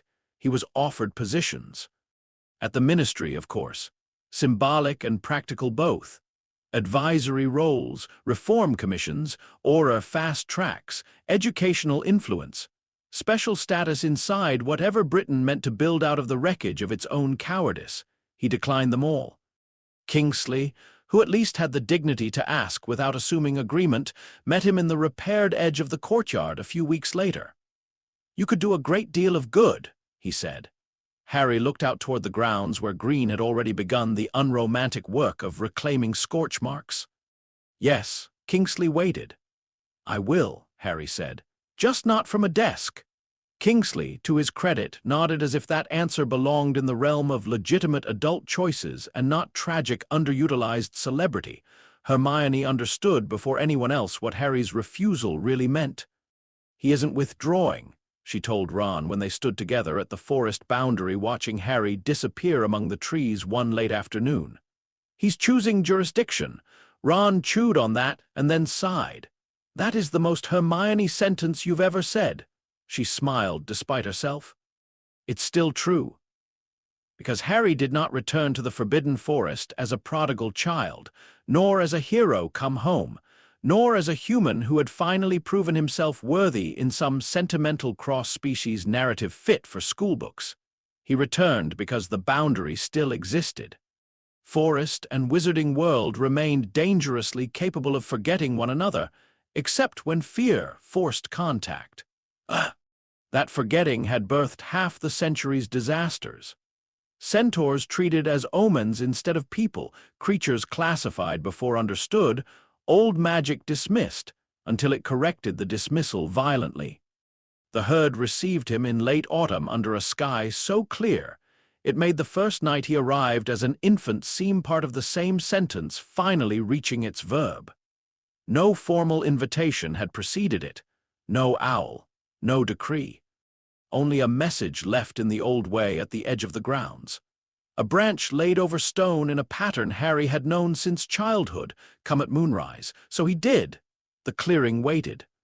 The same clearing where Hagrid had first carried him beneath suspicious stars, though larger in Harry's memory than in measure. The elder mares stood at the front, Fyarns to one side, Bane to the other. Sky near the center with the air of weather temporarily shaped into personhood for administrative purposes. Harry entered without bowing. That was not disrespect. It was correctness. He came neither as supplicant nor as child. He came as what he had become. The herd regarded him in long silence. At last, the oldest mare the same whose decision had once kept him stepped forward. "In the beginning," she said, "you were left under sign." Harry listened. "We kept you until the sky said otherwise." She looked up once at the wheeling stars, then back at him. It never did. The clearing remained perfectly still. Then Bane moved. The black centaur came forward carrying something wrapped in dark cloth. He stopped before Harry and unfolded it. Inside lay a circlet not of metal, but of woven living ash branches coaxed into shape and preserved in that half-wild way forest craft could manage when it respected growth more than permanence. Small moonstone chips were set where dew might have rested. Harry stared. It has no precedent. Bain said. That from Bain sounded almost like apology to the past for being forced to invent. No human has ever earned the boundary from both sides. Harry looked up. What happens if I refuse?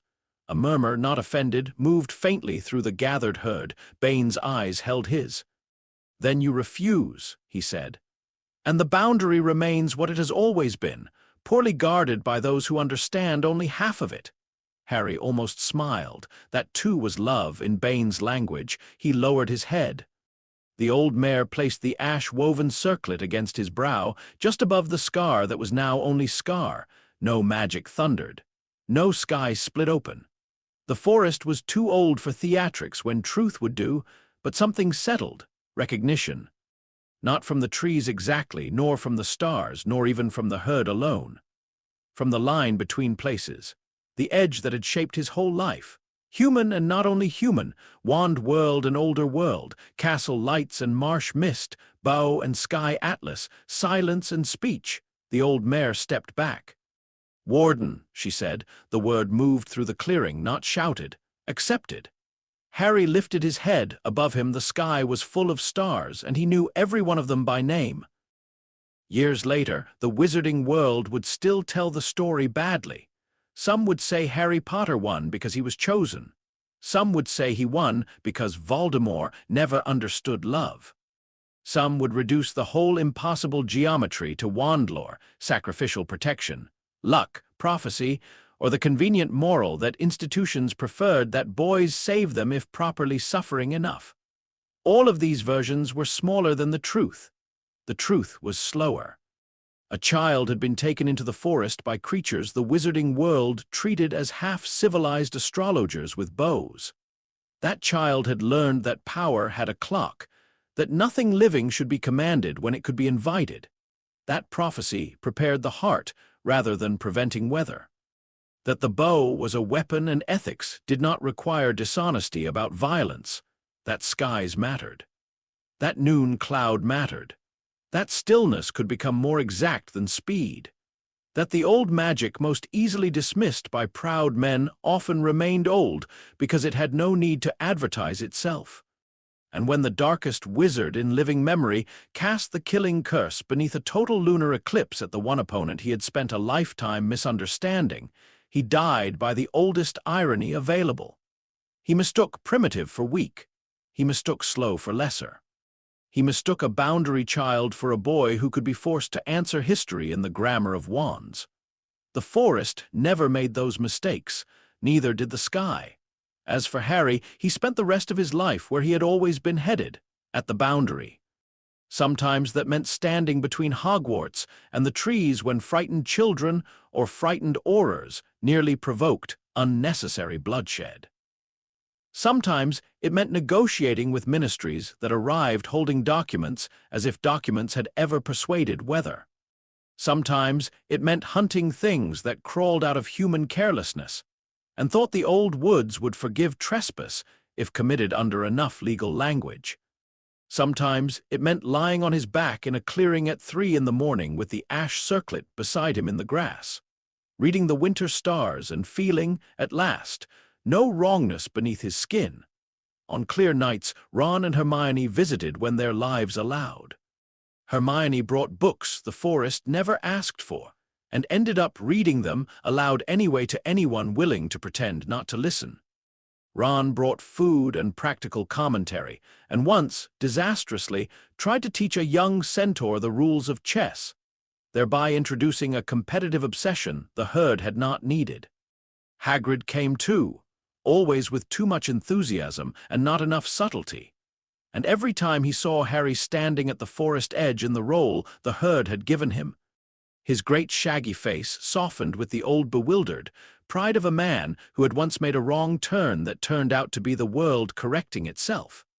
Harry never used a wand, not once. He kept one shard of burned yew from the wand Bane had thrown into the fire all those years ago, though. Not as regret. As memory, proof that some doors were better shut early. At 19, he stood on the ridge at dusk and looked across one world toward the other. The castle windows burned gold through the branches. The forest behind him breathed leaf and root and old weather. Above both, the sky unfolded in patient cold brilliance, indifferent and intimate at once. Harry rested one hand on the ash circlet at his brow, the other on the worn leather spine of the atlas hanging at his side. The stars rose. He named them as they came. And at the boundary between all the things that had once tried to divide him into categories small enough for other people's comfort, Harry Potter stood whole,